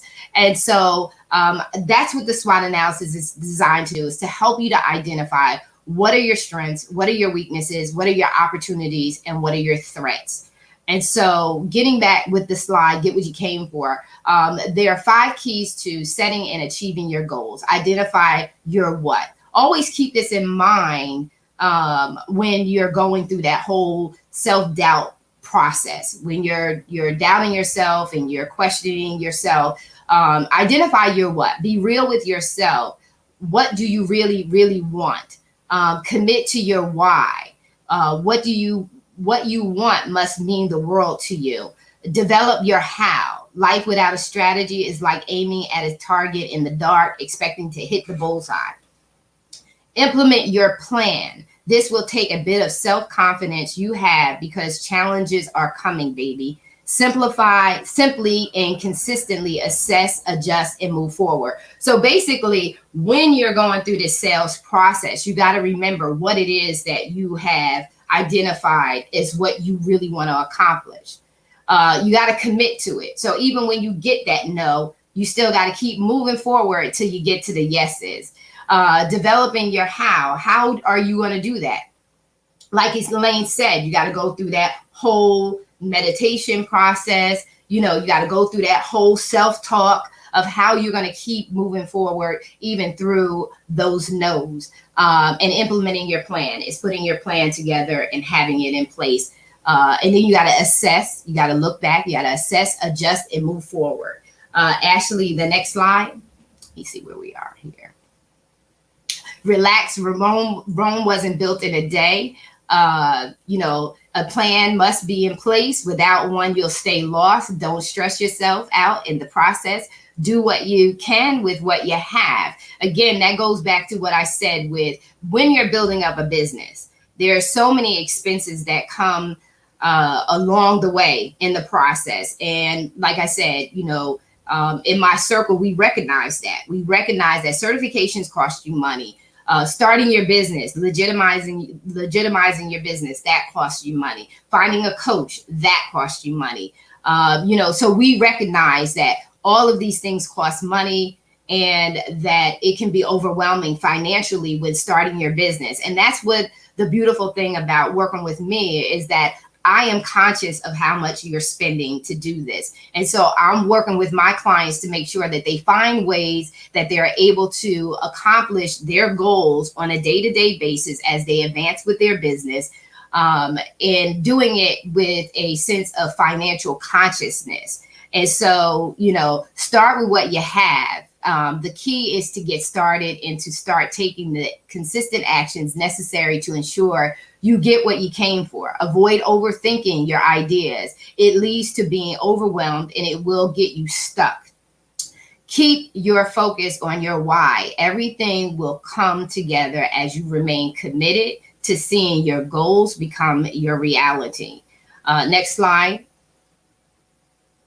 And I'm moving you forward because I really wanted, like I said, get you to the money part. You got to do the SWOT analysis. You got to know what your strengths are. You got to know what your weaknesses are. You got to know what your opportunities are, and you got to know what your threats are.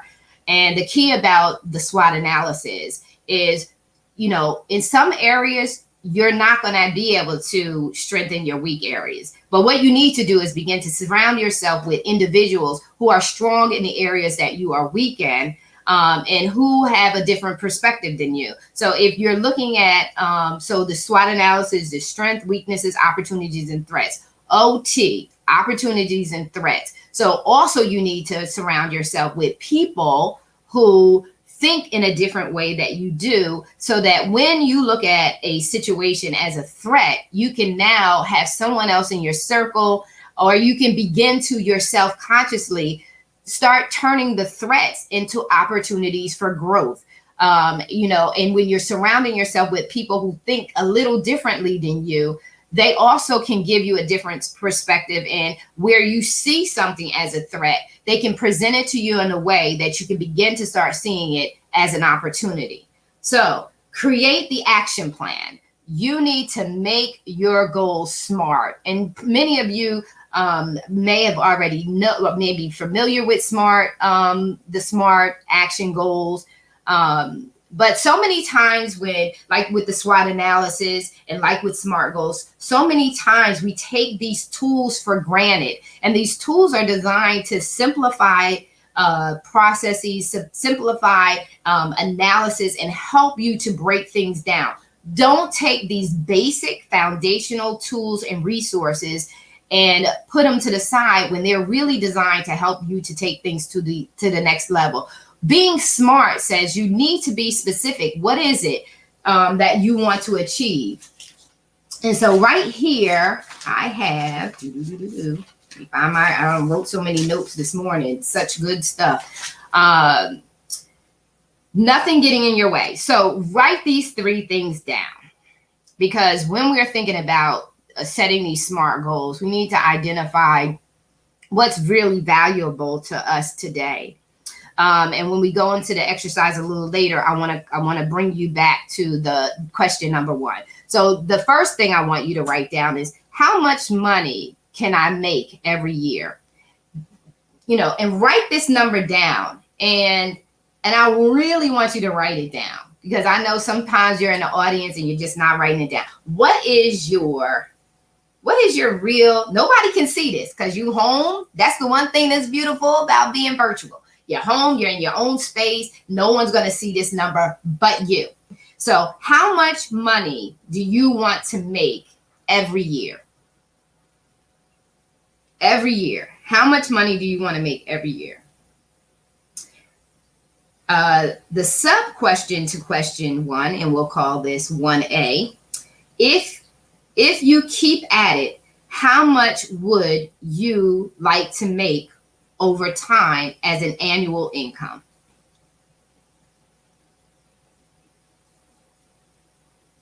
How much money do you want to make per year? And then, if you keep at it, if you're consistent and you keep showing up, you're committed, consistent, and showing up, and you're doing the things that you don't want to do, but you got to do in order for them to achieve your goals, what is the annual income? And you can incrementalize this up as you go. So you want to start off with a number, and then you want to be able to you want it to grow as the years progress. What is that number? If you could do anything in life, what is it? I mean, really, like really, not somebody else's, huge fantasy of a dream. If you could do anything in life, what would it be? And then I want you to answer, this is 3 pieces to this. What would bring you the greatest peace? What will bring you the greatest joy? And then what will bring you the greatest feeling of accomplishment?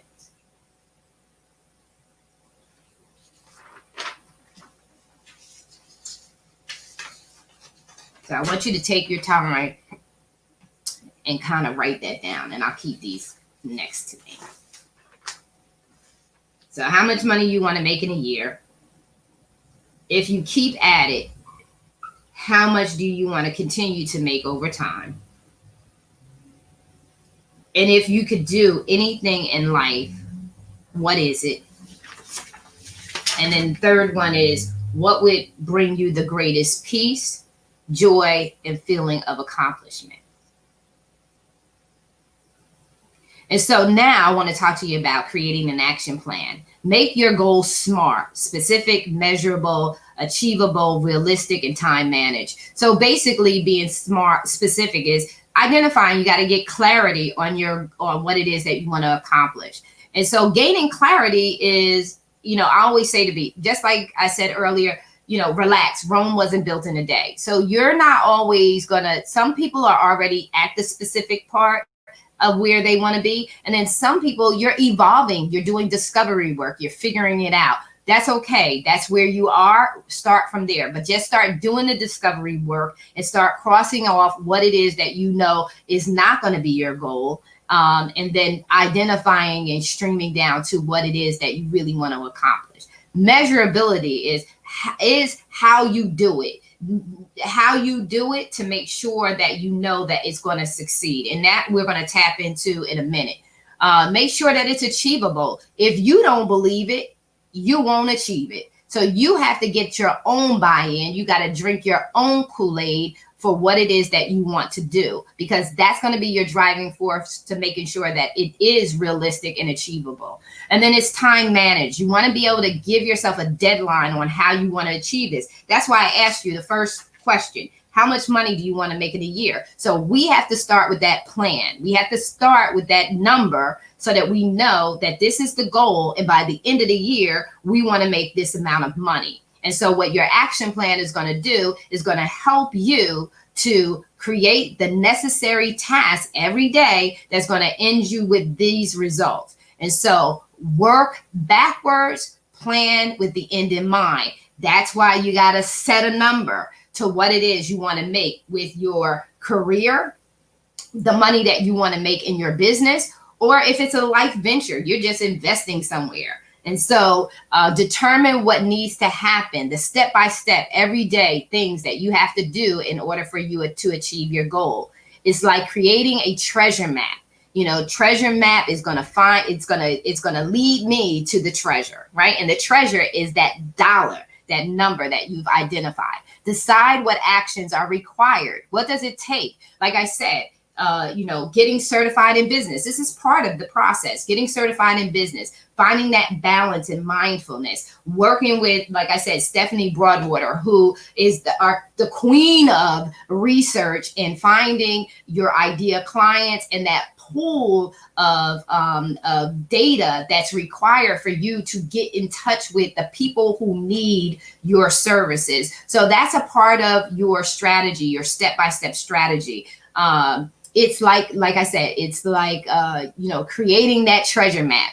And so you have to decide what actions are required. Put your actions into a schedule, daily goals, weekly goals that lead to monthly goals that will ultimately lead you to your annual goal.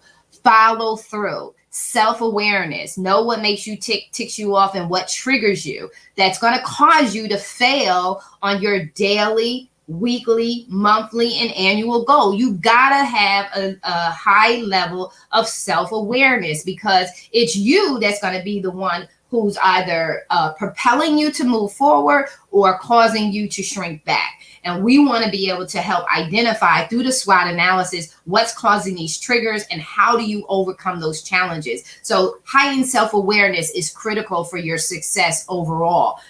By you becoming more and more aware of yourself, you will know those areas by which you need to self-develop. Where do you need to strengthen yourself? And then it'll lead you to self-mastery. So even on a day that you have the roughest day, when you become more and more aware of who you are, what you're made of, and how methods for you to overcome these setback moments within the moment. Because when you set real high goals, you have to learn how to encourage yourself. You're going to have to learn how to get over these hurdles, sometimes on your own. They say put a lot of people around, but sometimes you're going to have to encourage yourself. You're going to have to be your own coach in the moment, because what happens when no one's around and no one's available? You have to remember that why, so that you know what you need to do and how you need to do it so that you can overcome it and you can move forward, because your daily goals are critical for you to achieve, because as they accumulate over the days, weeks, months, and year, they're going to position you and get you where you need to go. It's critical for you to be heightenedly self-aware. And it should, if your goals really have value, and what it is you're trying to accomplish really means the world to you. Like we said earlier, the key in transformation is what happens in the heart. So what it is that you're trying to do that's great needs to be a heart matter, so that it causes you and propels you to self-develop, which will lead you ultimately to self-mastery. Not perfection, but self-mastery, where you know how to self-regulate, when you know how to encourage yourself when there's no one around to encourage you. This is your baby. And remember that moment when I said earlier, when I was plummeting, I had to remember what this really, really meant to me. Because once I know what it means to me, I'm not going to give up or cave in or quit on it. So Ashley, you got to follow through. Next slide.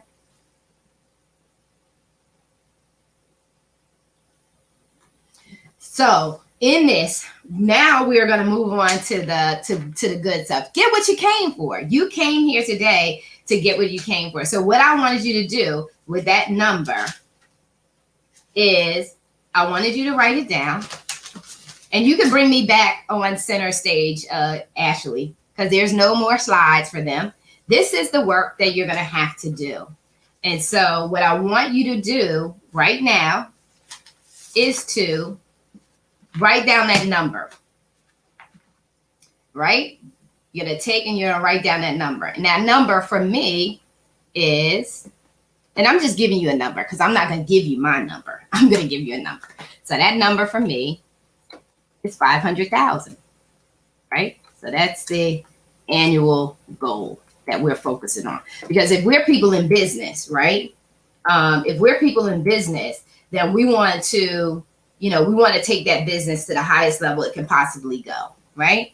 So I'm going to take you down this journey, and I'm just going for my calculator. So if we look at 500,000, and we divide it into 12 months. Now, these are rounded figures, so don't get all critical with me. And, you know, this is a general way of coming up with what it is that you need to do on a regular basis. So we got 500,000. So we got 42,000 per month. That's estimated. That's rounded off. So that's 42,000 a month. So that's what we want to earn per year. And so we want to take that 42,000 and you want to divide that 42,000 and you got to do the work. And the reason why I'm doing it this way is because in order for you to get this, you're going to have to do it yourself. And I'm not giving you a slide because you got to do your own methodology on that. So you do 42,000 and you want to divide that because we have, on average, we have 4 weeks a month, right? So yeah, 4 weeks every month. And so that's, and if you want to round it off, you want to round it up, it's 11,000, right? So that's 11,000 per week.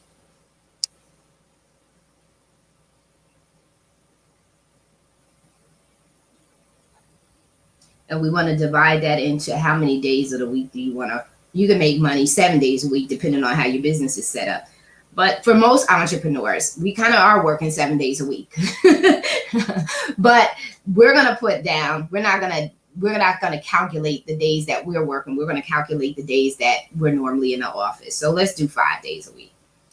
So 5 days a week. So that's $2,200 per day, right?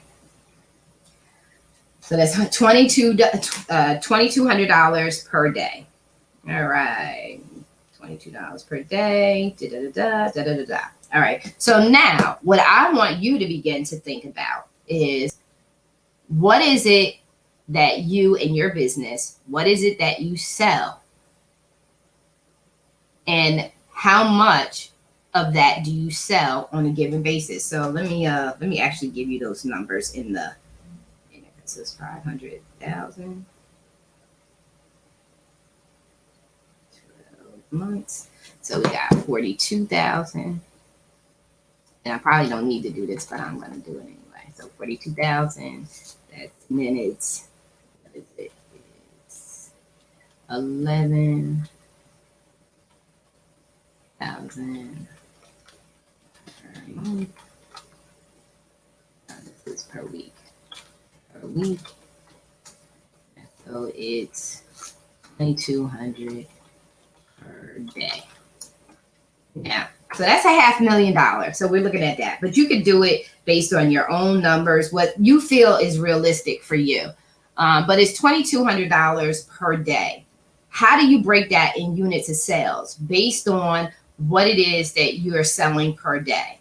And so you want to give yourself a daily average of what you're going to sell per day. So it's $2,200. So how are you finding your ideal client to sell your product to on a daily basis, that you're constantly having a day filled of interacting, reaching your ideal client? And that's why I said it's important for you to know where your pool of people are coming from on a regular basis, is identifying. Now we're on social media. Who are you connected with on social media that you can reach out to and they fit the profile of your particular company? Case in point, with my magazine, there are several people that I am connected to. Like I said, with the magazine, I have at least a good 20,000 connections across my social media platforms. So to me, as a business owner who is, promoting a magazine, who's promoting my coaching services, I'm going to reach out and say, in my contacts, how many of those people are a potential client for me? And how do I create a system by which I am consistently reaching out to them? I noticed that a lot of businesses a lot of companies, and I watch and I'm looking, they post on Instagram, they post on Facebook.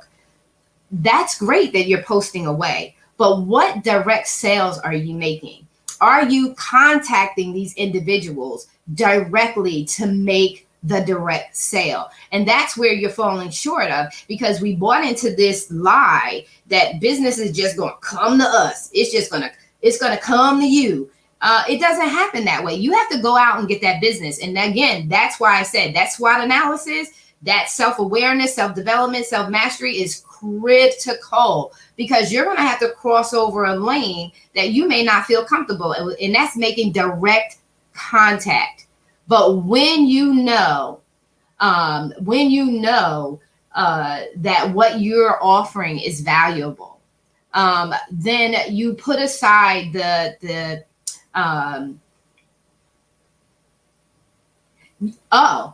hey Trina, how do you begin to promote yourself? Well, you got to have a script, and I share this with the people that I the professionals, the business owners that I coach. Trina, you have a very good question. She says, how do I begin to promote? I highly suggest that you come up with your script. What's your introduction script? So there's systems that you need to have in place, processes that you need to have in place so that you have a systematic approach. That's what that action plan is designed to do. So in those individuals who register for the conference, you got in the workbook, action plan. So you have it in the action plan, it's a blank grid for you to begin to identify every single day what you need to do. So every single day I send out to potential clients a specific script. It's a script that goes out to my clients to say, this is what I would love to do. This is how I would like to work with you. And if you feel like you're interested, and I give them a sample of what I do. So if you're interested in working with me, please connect with me so we can move forward.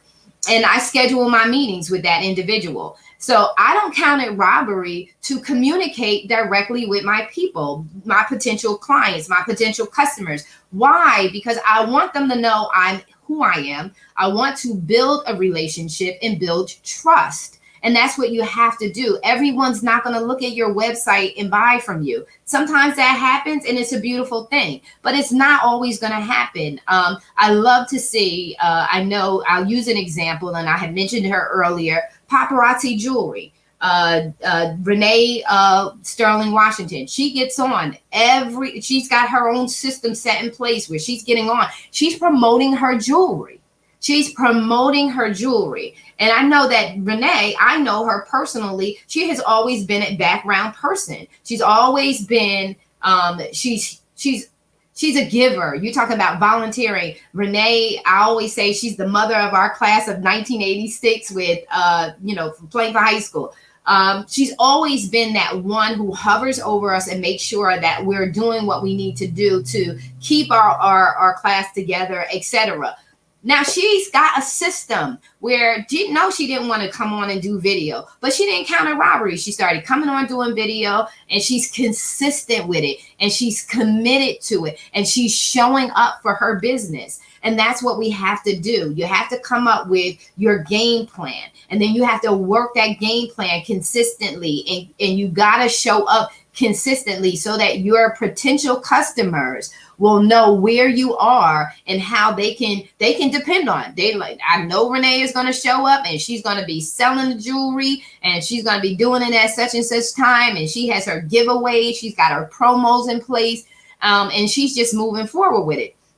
That's how you have to show up. So when I gave you these numbers, you need to identify how many. So she has to identify how much jewelry do I need to sell per day? And based on my results, how often do I need to go live in order to make this particular amount of money? And then she has to know her best sellers. What are her best sellers? And she needs to identify that. So that's what you have to do. You have to come up with a script.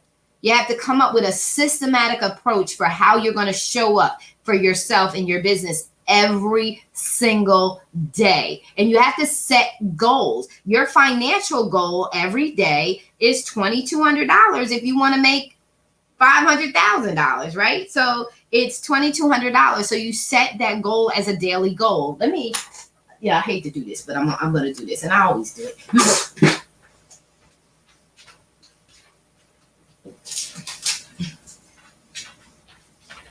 Leave the screen. I always do it, but I want to give this to you. So I put a little note next to myself, and here are my notes. daily goals, weekly goals, monthly goals, so that you see them in front of you every single day. And when you get ready to quit, you got to look up by your desk and you got to see your goal. What is your goal? What are you setting your goal as? Keep them in front of you. I have a dear friend, she does vision boards, and that's Kim Cheatham. She does vision boards, and you got to write the vision. You got to make it plain. How do you make it plain? You got to put it up in front of you every single day. You have to see what are your daily goals. And then you got to see, what did you say is your system? How many phone calls do you have to make per day? How many email messages do you need to send out per day? How many meetings do you need to set up per day? What do you have to do, and how many of those tasks must you do every single day to make sure you achieve this financial goal? Now, sometimes you're not going to meet your goal. That's okay. If you're starting on Monday and you don't meet your goal, you still have Tuesday, Wednesday, Thursday, Friday. You still have it. Do not give up. And that, again, it goes back to Rome was not built in a day. Relax. Just stay the course. Keep showing up. Eventually, when someone says no, right, it's someone else's opportunity to say yes. And I'm going to tell you, the magazine, Take Center Stage, Own It, has taken off. I mean, it's taken off. It's giving people, professionals, a platform by which they can, it's a monthly issue. It gives them an opportunity to monthly get before their potential audience and make their voice heard. So every month, these people know, if I didn't make it in the Own It magazine this month, I got next month. That's the way that they should be seeing your business. If they're not able to make a purchase with you today because people are watching you. They're watching your business. They're watching to see, are you consistent? How are you showing up? Are you committed to your own vision? Especially those in your inner circle. They're saying, Maurice's doing what? You know, and so they want to see, are you consistent? And I say to you this, I had a client I had a few clients that I met with earlier in the year, and they weren't ready. Now, did I cross them off my list? No, I did not. What I did was say, okay, they're not ready now, but maybe they will be ready. And just like I thought, in being in business long enough to know, you know, they came back around full circle and they're like, now I'm ready. Sometimes people are not ready financially.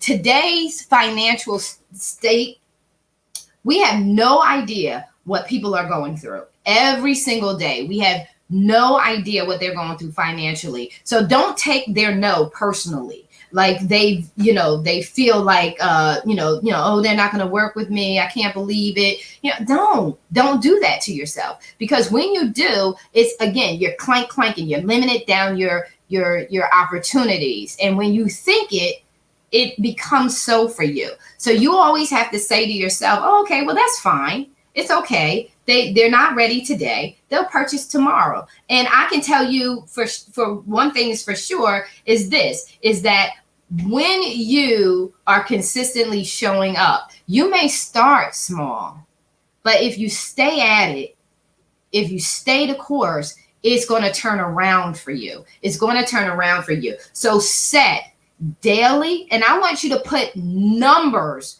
to your goals. Don't just set goals that you're going to make these calls, because making the calls is not going to make you the money. You want to see the money. You want to see that daily dollar amount. You want to see that daily because you want it to be a reminder. And then you want to celebrate when you do reach your goals. Don't rob yourself of not celebrating your small results, because the small results, what it does is it builds up your confidence to make the bolder and bolder and bolder moves. So you want to be able to set those goals so that you can move forward in your action plan. And I say, put the dollar amount next to it. And again, y'all always are watching, you know.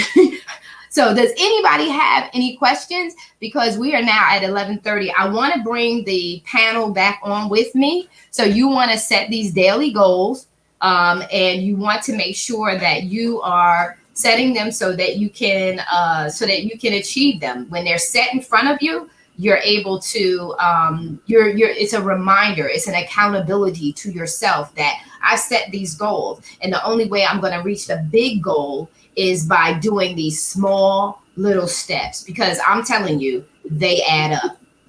They add up. So, hey, Kimmy, I see you. Hey, Chris, I see you.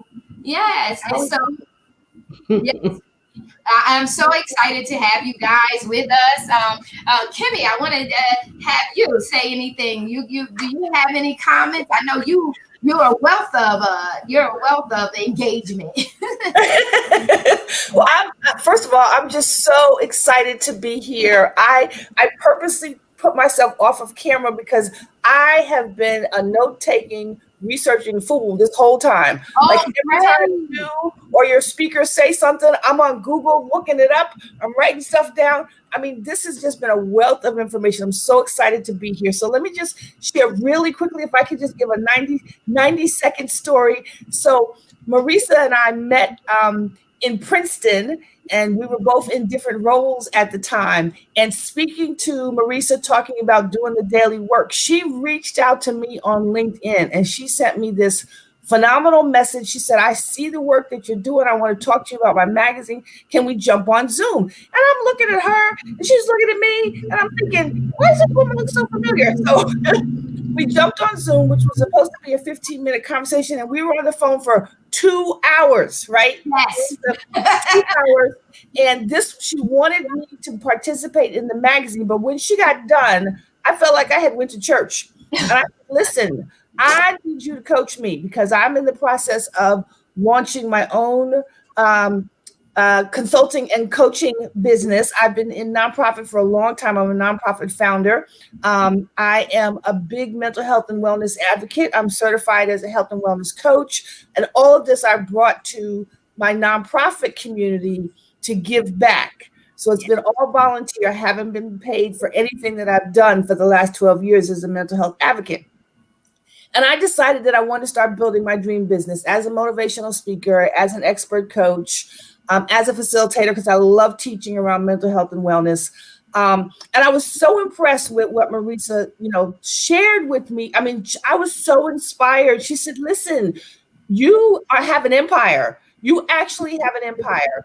And I want to tell you how to build that empire. And I was so blown away because by the time we got finished talking, she shared with me all the different revenue streams that were potential in all the work that I had been doing, right? And I said to her, but I don't want to leave my community. And she said, you build your empire, and then what you give back to the community is your corporate social responsibility. So she just really crystallized so much for me just by reaching out on LinkedIn and saying, hey, I'd love to showcase you in the magazine. So I'm just delighted to be here. Marisa, phenomenal woman. I'm just grateful to be in the presence of all the powerful women here that are moving forward. I'm just soaking it all in. Great. All in, so that when I hit that 1 million at the end of next year, that's my number. When I hit 1 million at the end of next year, I'm back on for the next conference saying, Marisa got me here. That's it. And I really want to say, and the reason why I'm sharing that term empires, because there are so many of us. Minister Chris, she'll come up, share the same thing. And she's the one who really got me to the reality of, oh my God, we are building empires. We are building empires. And this year for me, it's about the money. It's not that it's all about the money, because we already know our hearts. We know that we have a heart to serve the people that God has put in our path. We already know that. We settled that. We want them to succeed. We already know that. But in order for us, just like you were mentioning, Kimmy, what we want to do is we want to position ourselves financially so that we can do the CSR work that is required within our communities. And that's to give them back. To give back, but it takes money to bring change and deliverance. And so we need to be conscious that, all that what we do cannot be free. It cannot be free. That's why you have to have those numbers in front of you. You got to have your daily number in front of you to remind you that at the end of the day, you are worth your weight in gold, that you deserve to get paid for the work that you're doing. You're pouring out, you're giving even beyond what you're charging. So we got to put that beside ourselves, and we got to say, what is the number I'm going for? And I'm going to get what I came for. So Chris, would you share with us, Chris? Come on, take center stage, girl. Thank you, ladies, for all of your valuable information. Marisa is my coach, and she has helped me in so many ways. But today, the thing that really stuck out with me is writing down your financial goals. And I'm like Kimmy, I put down $1 million a year, and that is my goal, because my ultimate goal is to be a multi-trillionaire, and that's the goal. I want to be, and I always mess this word up, a philanthropist. I want to be able to have enough money, making money that I can help other people, and that making money is not my primary concern, but I'm making money in order to help others, because I love to give and I love to but I want to be blessed to be a blessing to others.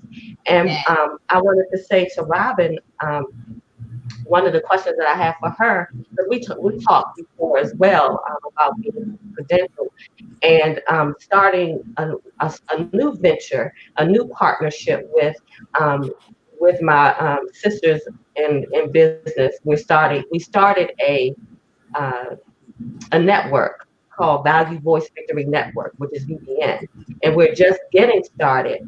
So would we look now to be credentialed, or do we wait in order to get, established and some money coming in? But when would be the best time to start looking at being credentialed? Because we will be, from our knowledge, the first Black-owned, 6 women, Black-owned Christian network. So that's what we want to bring, that we're bringing to the table. So when should we really look at that strategically? Strategically, like I said before, always look at it before you get to that LLC if you can. Because if you're a sole proprietorship, or if you even have the partnership, what ends up happening, your cost is going to be less. The cost is going to be less on the front end. And that's why I always say do it that way. Now, what they have done, I've gone back and looked, and I'm doing some more research to see. Now they've decided they're pulling nonprofits out and not certifying the nonprofits any longer.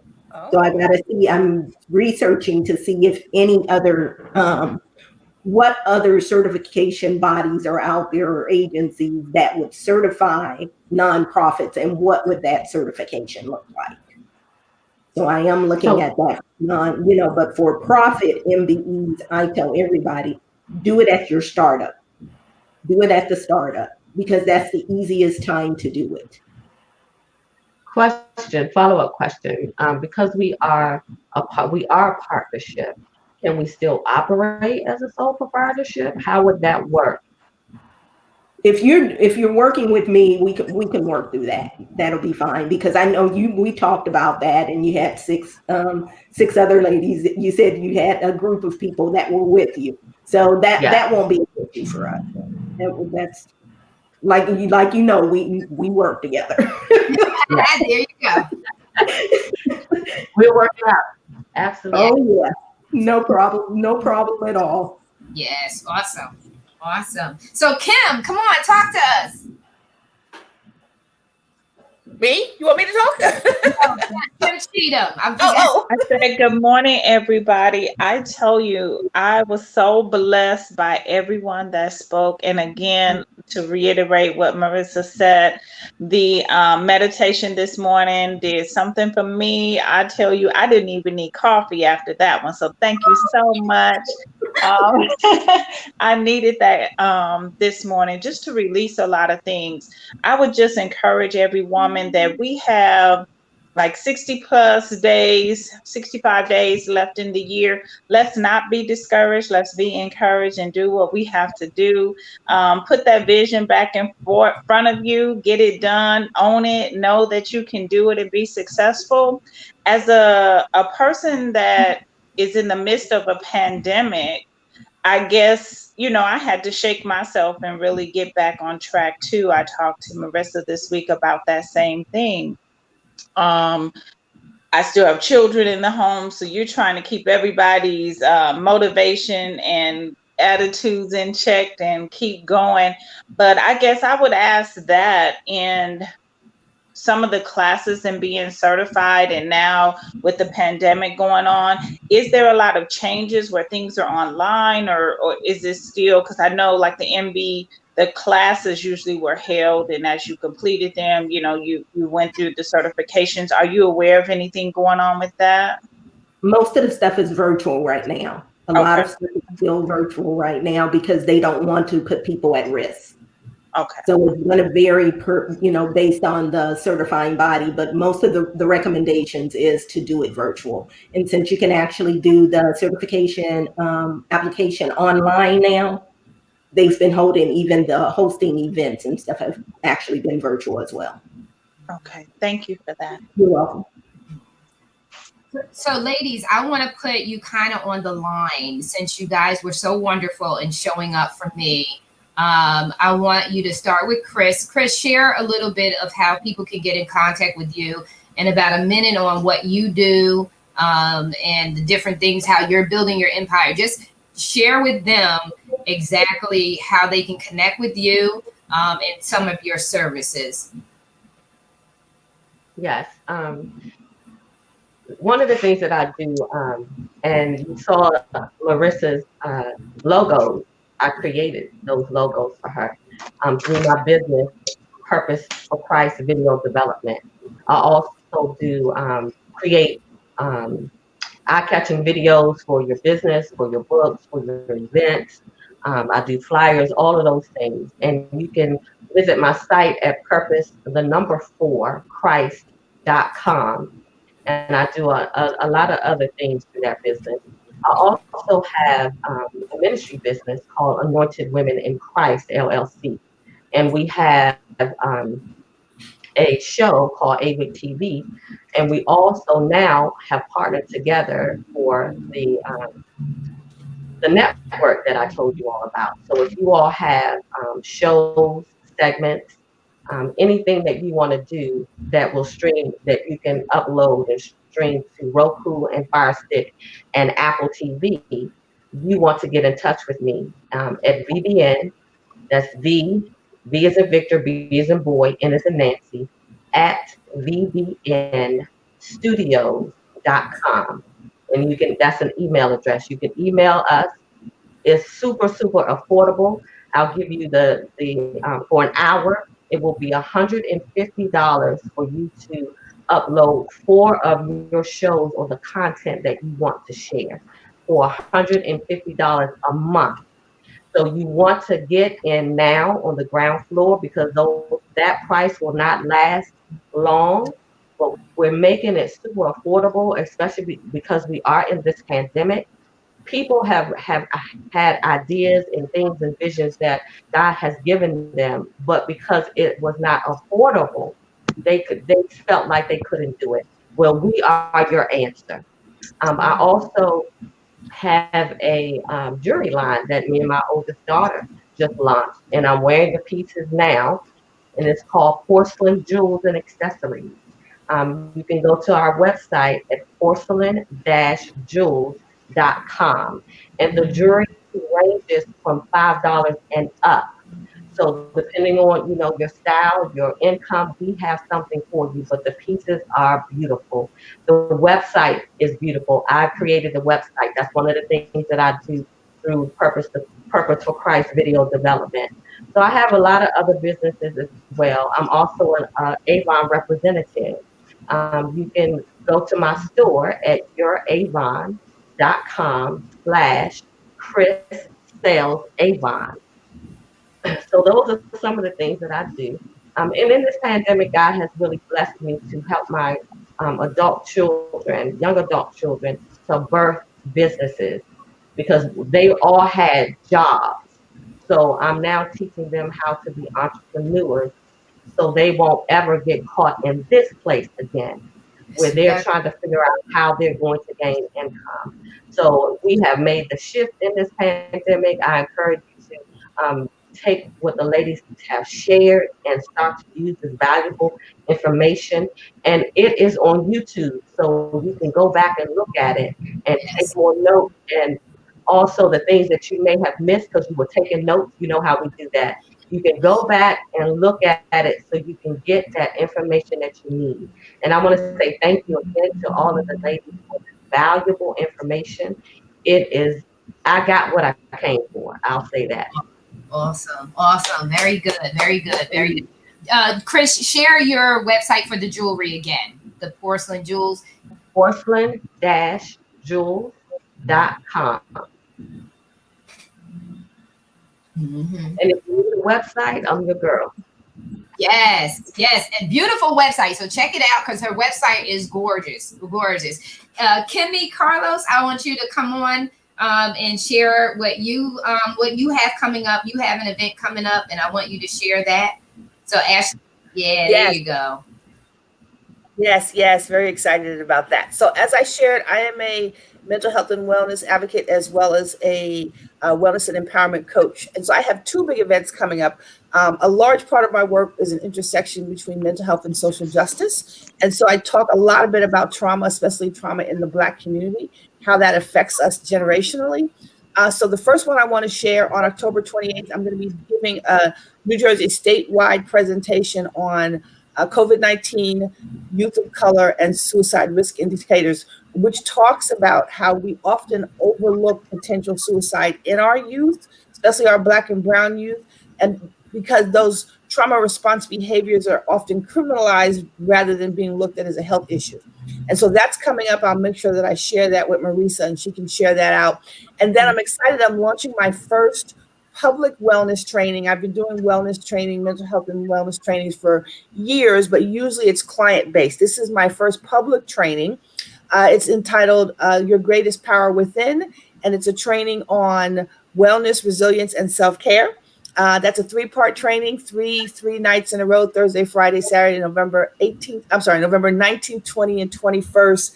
And I'm getting ready to launch my website. I'm really excited about that. That's going to be launching next week. So you can actually reach me in email at Kimmy Carlos Motivational Consult.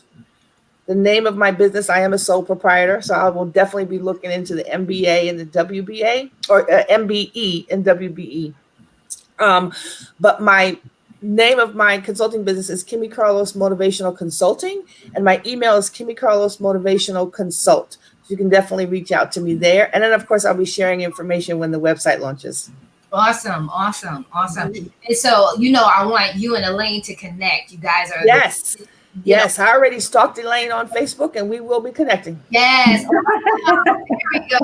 And you know what? That's what this platform is really all about. It's about cross-pollinating. Yes. No one needs my permission to talk to no one else. You talk to each other, you work together, you build opportunities that you can build wealth together. So please communicate, connect. Use Robin as your resource, Kimmy, when you're getting ready to do your certification. Use her. Absolutely. So that you have insider information, because Robin is not only the services that Robin offers, she's actually been inside the agency that actually does the processing for you. So she's got insider information that you don't want to miss out on. You don't want to miss out on that. That's why it's so critical for me to just bring you on. Let me tell you something. I'm a connector. I know how to connect people with people. Now, what you do with the connections, it's on you. It's on you. You got to maximize the opportunity. So, Kim Cheatham, I want you to, share with them. I don't know if you're doing anything right now. I know that you have a lot of things going on that are fantastic personally, but share about your vision boards, events, and how people can connect with you. Because I know you didn't mention that. but please mention that. And let me tell you something. All of these women have been featured in the Own It magazine in one issue or another. Chris, I've had in multiple issues. So you will see her Porcelain Jewels. You will see her Purpose for Living website featured in the magazine all the way through. Kim Carlos, she's just coming on board. So we'll be getting her into the magazine so you can stay connected with her and follow the things that she's doing. And I'm really excited. And Kim, she's been in a few, Kim Cheatham has been in a few issues as well. And she's actually promoted in the Take Center Stage issue, the conference issue. So Kim, you got it. Go girl. Thank you so much. So Writing the Vision is really growing. I started out with just hosting women's groups coming out to put their vision together.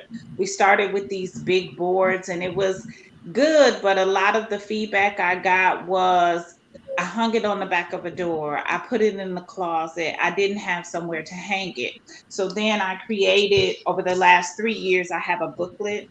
Sorry, my little Post-it note. So I have a booklet. This was this year's booklet.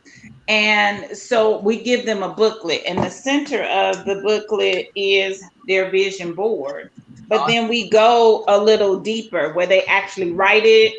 They put their affirmations, their words, their budget, so it's not just, it's more to it than that. And like this year we took from TCS and we put in a SWOT analysis that they can do for themselves.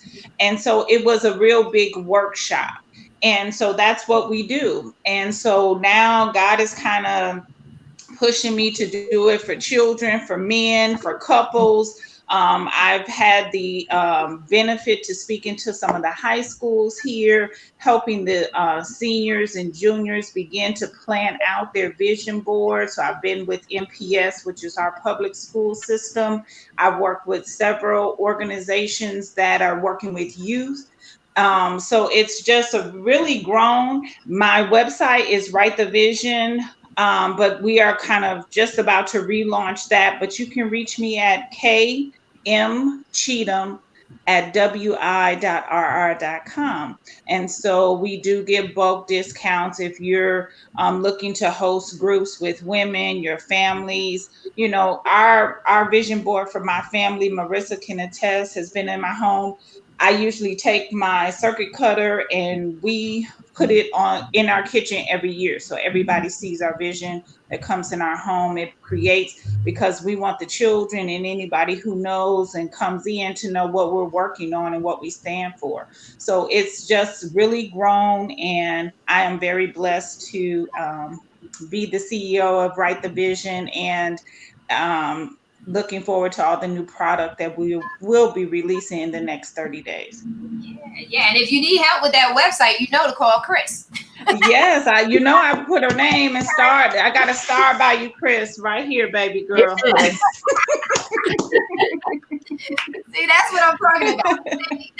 That's what I'm saying. When you stick to it, because I remember when Kim Cheatham first started out, was she started, and we all go through this process, just being very transparent. We have it. Yes. People show up for us, and then we have it where people don't show up, who say they're going to do and but if we give up, right? If we walk away from it, we never see how much can come out of it, how much more can come out of it. So, I'm really excited to hear what all the women are doing. And that's, to me, outside of any bit of money that I could ever put my hands on, seeing you guys own it, seeing you say, get behind me, I'm doing my thing, to see you guys, that is what, and I don't care about showing my emotions, because that's what makes me happy.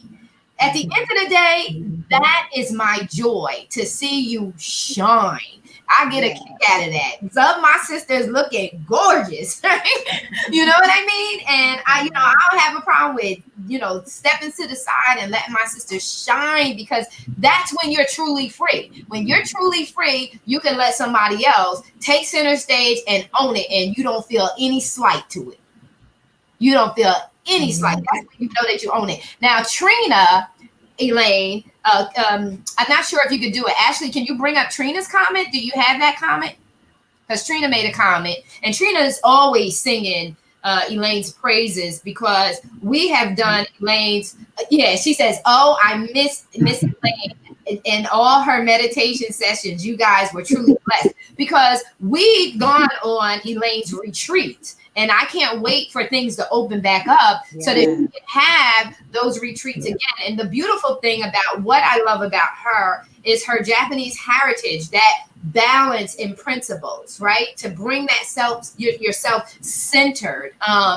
And we need all of that. And so, and Trina is my daughter, so that the county kudos with my baby. So she went with me to Elaine's retreat a couple of years ago. And I kid you not, Trina always sings the praises of, that whole experience, being on the water, being in the, we had the whole place to ourselves, which was this really huge house on the water in Maryland, right? We were in Maryland. It was so tranquil and so peaceful there. We had our quiet times, and then we also came together. We did the meditations. It was a beautiful time. So that's what Trina is referring to there. And I know D. Sands had a comment. Where's D. Sands' comment, Ashley? All the speakers were great. All the information will help me to grow and build my business. Yes, awesome. And so today, I didn't give it all away, but I did tell you how to set an annual goal and then break that money down to monthly, weekly, daily goals, financial goals, that every phone call, every time you go to promote your business, you need to be reaching and having in mind that financial goal that you want to achieve. And you need to know how many of any particular products that you need to be selling on any given day that gives you that dollar amount. So you need to strategize. I'm just wrapping that up. Strategize with what the services are that you offer and how you have to close those deals. Either get people registered for your events that particular day, or you need to sell that particular amount of products per day. And I just want to share with you really quickly, projecting and reflecting and projecting. So around this time of year, every year, I do an analysis of what I did this year, what worked, what didn't work, and what do I need to do for the coming year. So to wrap it up, we did a little discussion, and I think we're going to wrap it up in about 10 or 15 minutes. But what you want to do in projecting for 2021 is, in order for you to reach those dollar amounts, you have got to have a schedule of activities. So if you're an author, how many book signings are you going to do per year? How many workshops are you going to offer? Where are you seeking speaking opportunities? Who in your community is speaking on the same topics that you're speaking on that you could either collaborate with, work with to create financial opportunities? So you need to set a schedule for 2021. What are you doing in January? How many events are you doing? How many, if you're in merchandising, how many pop-up shops are you doing? So you can sell your product. How are you selling your product every single day of the year? You need to map that out now. So if you're doing pop-up shops, if you're doing virtual events, or if you're in an area where it's up enough for you to actually have a in-person event, what is that event? Come up with themes. Look at January. What's happening in January? What are the historical things that are already written on our calendar? Is it an awareness month? Are you aligned with that awareness? Do you need to create an event for that? You need to become strategic and intentional, or creating. See, that's what Take Center Stage is all about. Create your own stage. Don't wait to be invited to come speak somewhere. Create an event. Create an opportunity for you to go and speak somewhere on a regular basis. Now, as a speaker, there are going to be times where you need to do free events. You need to come and speak for free. Why? Because it will open a door. You may not be getting paid immediately, but it will open a door for you to get in front of someone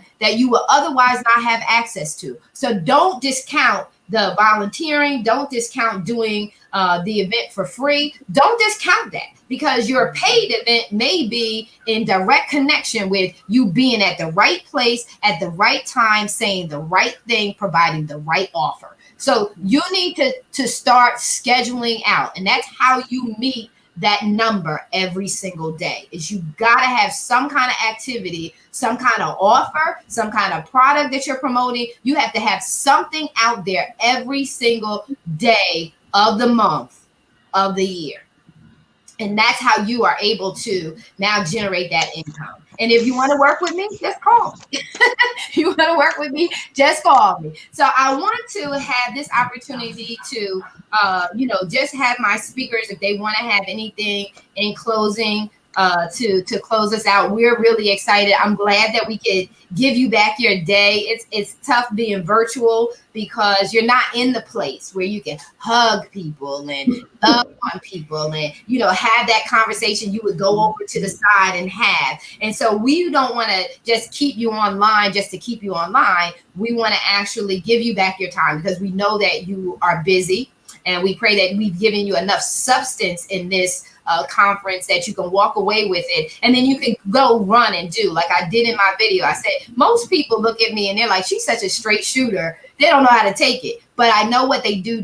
They listen and they go run and they begin to do. And if that's all I have to do is to get you to run and go do and get excited about what it is that you want to accomplish in your life, your career, or your business, then that my job is done. And so, ladies, I just want to give you the floor. I want to start with Elaine, if she would just, give us some words or, close us out. Tell us what you have to offer, how people can get in touch with you and connect with you. That would be great.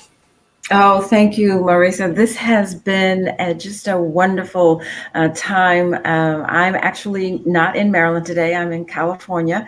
So it was an early day for me, but it was such a well spent time for me to be here and in the presence of so much beauty, so much wisdom, so much intelligence, and so much greatness. And so I'm really excited. A lot of people have looked at 2020 with dismay, and rightfully so. But in the midst of it all, there is so much that we can be grateful for. And I would encourage everyone that is present today and that will review this time at a later time to find a moment to really look at the beauty that we have encountered. The pandemic has presented a wonderful opportunity for us to re-examine what's most important. It actually gave us a time to be still. Yeah. It gave us an opportunity to reconnect to the things that really mattered. So when we think about the pandemic, it is truly my hope that you will look at it as an opportunity to reconnect to the things that we had lost. I just wanted to share that with you. I'd also like for everyone to really think about the 4 S's to transformation. It's hard work, but it is so well worth all of the effort, all of the sacrifice that you will make once you start this journey. And I really hope that you take the time to reach out to Robin and Marisa because they have so much to offer. It is life-changing, and it's really, really an honor, truly a blessing to be in their presence. I do have a couple of things coming up. I do offer a 6-week mindfulness and meditation course that will be online. And I will tell you that one of my biggest struggles is doing this or converting to the virtual online. I am a people person. I want to be in your presence. I can feel your energy when I'm in your presence, and then we can really work on the things that you're not saying. So this has really been a struggle for me, but it has given me an opportunity to learn and to grow and to address those things that I struggle with, right? Where is this coming from? And that is where the mindfulness and meditation has really been effective. I am beginning that in November, and we will meet on Wednesdays, and I will get the date to you. So if you're interested, please feel free to text me. The cost is minimal. It's 6 weeks. It is $25 per session. So if you can make 3 sessions, then it's just $25 per session. Each week builds on each other, and so we will really take a look at moving from the distractions of our past, the concerns about our future, and to really enjoy, right, the beauty of the moment, because yesterday is gone. God doesn't promise us the next 15 minutes. What he is giving us is this moment right now. But too many of us miss this moment right now because we are stuck in the past and we're worrying about the future. But the beauty and the strength comes from the moment. And so you will find that if you journey with me along our mindfulness and meditation 6-week course. Yeah. The other thing is I'm offering a transformational, right? The 4S to transformation coaching program. It's 90 days. It's 90 days. I'm asking for a 90-day commitment where we will look at those four stages, right? Success, significant success, stability, and survival. We will address where you are in each of those dimensions of life, because many of us are in survival mode, right? We may think we are in success mode or stability mode, but in fact, we are actually in survival mode. So I am offering that. Again, feel free to reach out to me.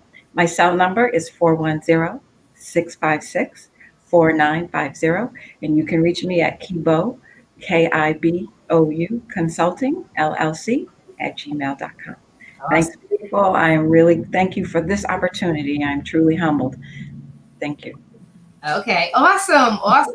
I think I have a student for you. Trina is crying over here. She's like, because you know what, you relate to your voice. Like, voice triggers. And so voice, remembering, and she remembers the retreat. And sometimes we're at a transformational stage in our life where we really are crying. Our spirits are really crying out for that transformation. And so because she's blowing me up saying, oh, I need to take her classes. Da, da, da, da. So I'm really excited about that. And the beautiful thing is this is, don't get so familiar with people that you don't value their gift. So this is, my child is like, look, glean from Miss Elaine, glean from her, and get from her, because what the SWOT analysis really is designed to do is to help you identify the things that you need to develop for yourself, but also the people that you need to surround yourself with. So you need to surround yourself with individuals who are going to strengthen the areas that you're weak in by them just being them with no effort. You're going to surround yourself with people who see things differently, who see threats as an opportunity. Just as Elaine said, you could see this as a threat, this whole COVID experience, this pandemic, or you can see it as an opportunity to be still and know and identify with do some introspection work. And so, I love it that she's the way that she is, that the sweetness, and her spirit is calm. This is Trina's blowing it up. Her spirit is calm, and it's inviting, and it's tranquil, and it allows you that environment and that space to transform. And so, without further ado, I know that Robin has some really good programs available, and she has an offering available for you with a 30-minute assessment, but I'm going to let her, take center stage and own it and come in and give us out. Well, first, I want to thank you for having me. I mean, just like you said, this has been a wealth of information for me as well. Love it, Elaine. Yes. On that last slide, I was waiting. I was just like, oh, okay, I want more. And I know all of us end up talking, and it's just kind of like, but we feed off of one another, and I know that, which is awesome. I mean, I really do love that. I love sharing, and I love learning. I tell everyone I'm a lifelong learner. I look forward to working with anyone who's interested in becoming a certified minority business enterprise, a MBE, and doing an assessment of your business and trying to see where you want to go from that. I do not stop leaving money on the table. Stop leaving money on the table. The time for you to end up investing in yourself, in your business is now. I know a lot of times we don't see that, like I said previously, because we're thinking, I don't have the money to do it. I don't have this. Don't think of it that way, because sometimes you can barter, sometimes you can do other things. You just have to sit with someone and try to figure out what it is. And since we all end up doing that, we all end up doing it. And we have been such a blessing to one another, and I'm sure will continue to be. Yeah, awesome. And look forward to doing work with everyone. I can be reached again at RHUGHES and ANDASSOC@gmail.com. My telephone number is 901-652-6456. Again, look forward to learning, sharing, and assisting people reach their goals. Mm-hmm. Mm-hmm. Awesome. So thank you so much, Robin. Now with us, Robin and I have, in all of us will do an assessment of your business. So if you're interested in doing a 30-minute assessment, reach out to all of us. Also, if you could put Stephanie's email address up, let people contact Stephanie in regards to researching about their particular business. They can reach out to her. And what Stephanie Broadwater does, and she's not on the panel, she was kind enough, because we do have a full house, she was kind enough to back out of the stream, and she's watching on YouTube. But I want to be able to share her information in regards to reaching out to her for any kind of research you want to do in regards to your business profile, your clients. And if we could put that up. Ashley, do you have that, or do I think I can put it in. I think I can put it in, because the work that she does is, let me see. Okay, here she is. We'll give this to you. The work that she does is phenomenal. You talking about stats. You want to know stats on your industry. This woman is the guru, and she's a part of our circle. She is the guru of, and hopefully she doesn't kill me for doing this, but I just feel like it would be robbery not to have you reach out to her and connect with her in regards to understanding and identifying your profile, your clientele. And so Stephanie is a part of our team as well. And then, reiterating, mindfulness is Elaine, Robin Hughes and Associates. That's your certification and credentialing. And Robin has a wealth of experience and expertise in HR. So remember, this is about life, career, even though we spoke to a lot of business, is about career in business development. So you want to reach out to her as well in regards to HR. And Kimmy, Carlos, and Robin, you guys connect too as well, because you both deal with diversity. And so I would like for you guys to connect as well on the diversity part and diversity training as well. And here I am. I work with you on business strategy. So that's the skill set, confidence in your business to go out there and become the CEO of your life, your career, your business. Think big and not small. Set this, stretch yourself. Stop being comfortable. That's me. I'm the strategist. I'm going to show you. I've been working with my clients, and my mission today and moving forward is to help the entrepreneur make immediate money, not projecting out. Because what we found in this pandemic is the fact that if your money is not in order, if you're not getting your money straight, this could be really bad for you. And so what I feel compelled in my heart was to help you to design systems, a systematic approach, processes, and procedures that you can guarantee that you will, if you show up. See, the thing is, we could put all the systems in place. We can get you credentialed. We can even get your mind somewhat right.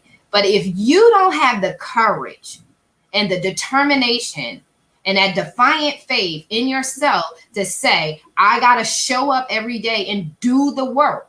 This instant, I get rich quick and your website is going to bring you all the people. That's not how it works. You got to show up and do the work. And so I'll show you what work you need to do, but you got to show up and you got to do the work. That's your part of it. But my biggest thing in coaching and developing is about making the money in this season. It's for you to break through and make the money that you are in need of making. Stop, like Robin said, stop leaving the money on the table. Get what you came for. Don't ever leave the situation without getting what you came for. And if you don't know what it is that you receive, you need to start looking at and evaluating the situation to see what you can learn from. Always take something away from an experience that you can learn and build and master moving forward. And so without further ado, I just want to say thank you so much for taking center stage with us today. We're leaving a little early, but we're actually on time because one of our speakers had problems with getting in. So we're kind of leaving on time, right, ladies? Yes. Because if she was here, this would be around the time we would be wrapping up anyway. And so I really just want to say thank you so much for taking time out of your day and not counting a robbery to be with us. We know that we poured out ourselves to you. You want to get connected with us. You want to take your business to the next level. You feel like you've been able to connect with us. By all means, reach out to us. As you have my website is tcsconsultingllc.com. You can reach out to me via email at tcswithmarisa@gmail.com. You can email me directly. Robin didn't mention it, but I'm going to mention it again. We are offering 30-minute assessments for your business to see where your business is, what you need to do. Robin will work with you on what you need to do to credential your business. I will work with you and give you an analysis of what you need to do in order to position your business to make money now. And so, thank you again for chiming in with us. This is Take Center Stage 2020 virtual. We did it successfully virtually. And the focus here today was what's new, what's next, and what needs to be revisited. What's new? What did you discover during this pandemic that you could be doing? And then what's next? If you're looking at your job or you lost your job during this pandemic, what's next? What do you want to do that's next? And then what did you put down and that needs to be revisited? What dream did you have in the past? Because I remember my dream was I wanted to go back to school and get my PhD. And this was in 2007. I really wanted to go back and get my PhD because I wanted to change careers. I had my own interior decorating business and I wanted to go into something new. So I needed to go back and say what needed to be revisited and pick that back up. And then today I'm actually, living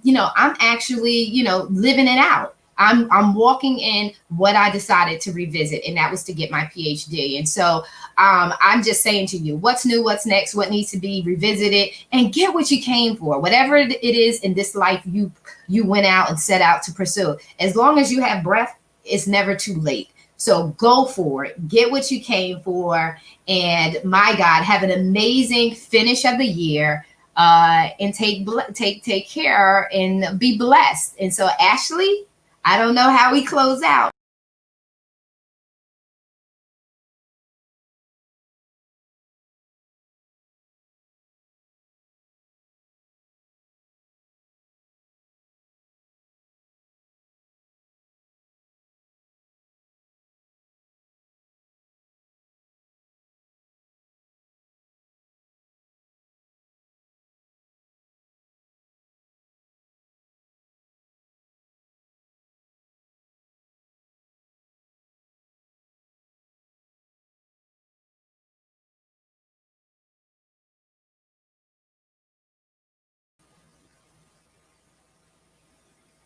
Oh, everybody can see. Hey, thank you. We did it. Woo, we did it.